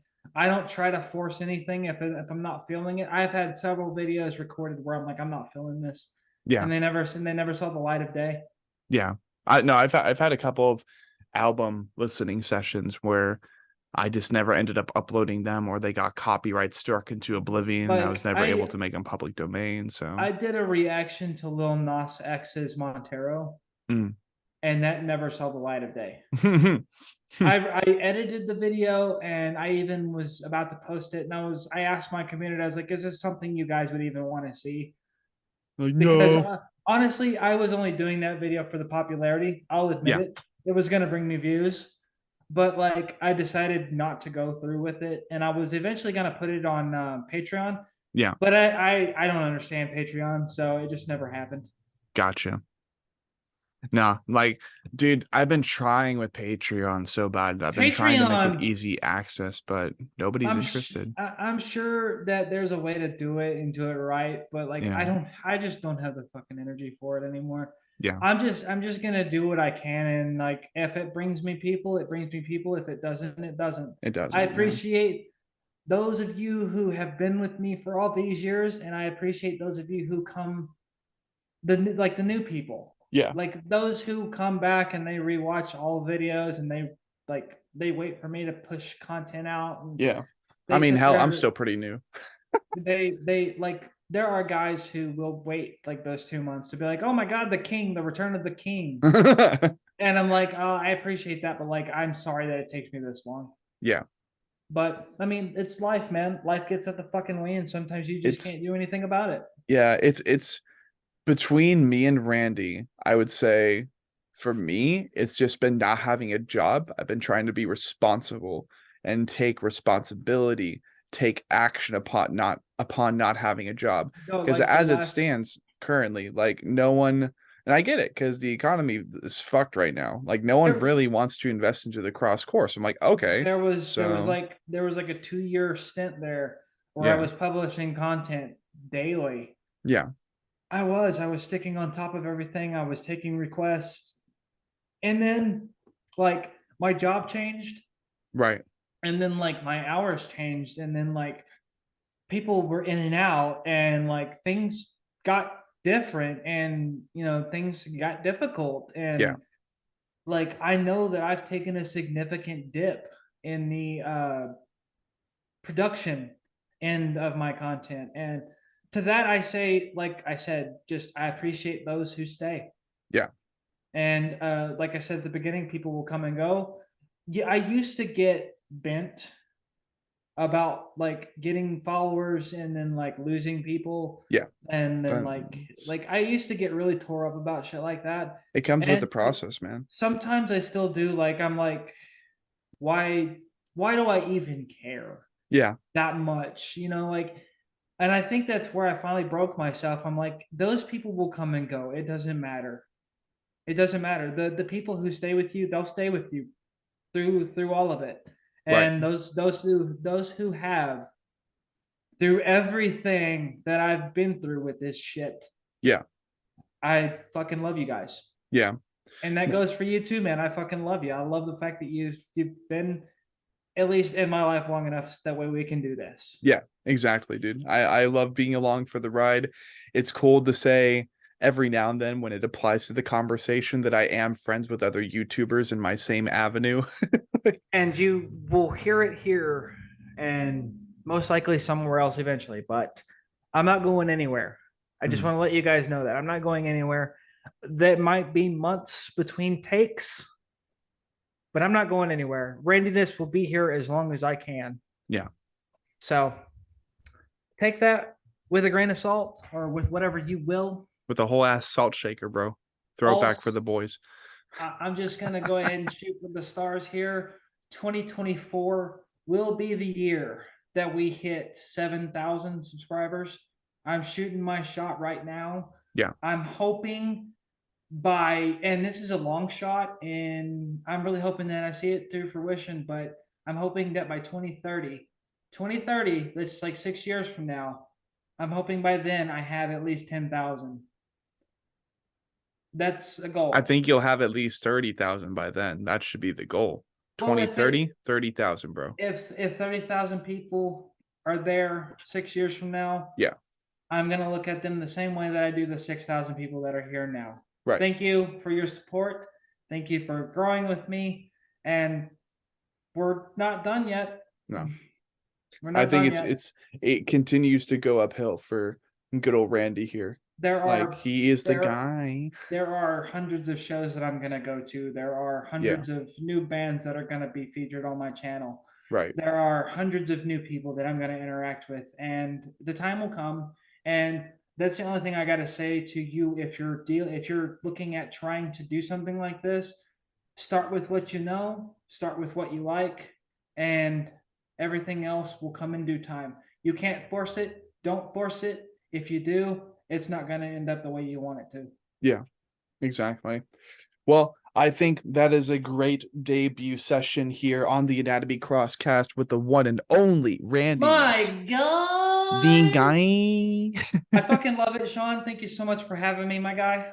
Yes, absolutely, man. It's a And, pleasure to host my YouTube friends, my if you've YouTuber made- friends. If you've made it this far, thank you for sticking around. Yeah, it's I know this one's a conversation- doozy. This one's a long one. It's a long one, and there wasn't really any structure, but like, what's the point of forcing structure when like the Right. only thing that the only Right. roadmap we would be discussing is like all of his hundreds of videos. Like, what do you do different with this one and this one and this one? And like, what the That's fuck? another thing that I will end this with. I always try to do different shit. Yeah. Always try to do different shit. And I have noticed that there's sometimes I will get in ruts where it seems like one video is exactly like the other. And Yeah. that will happen. I'm gonna tell you that right now, even as a content creator yourself, that will Yeah, happen. it You will. will have moments or times where something feels like it's the exact same thing that you've done. Yeah. And those people won't care. Yeah. Matter of fact, Yeah. I've learned that over explaining things, people don't care about that. They just they want to be there for you if they're there for you, and if they're there for the content, then we'll be there for the content. Exactly. Well, that being said, this has been the Anatomy Crosscast The episode longest 62. fucking The second longest, if not the third longest. It was a pretty long conversation and no No, no. structure. Like, it provided a more organic conversation. So I'm glad to be here, my friend. yeah, glad we had this moment. And stay tuned, everybody, for episode 63 and beyond as we reach into 2024. See you next time.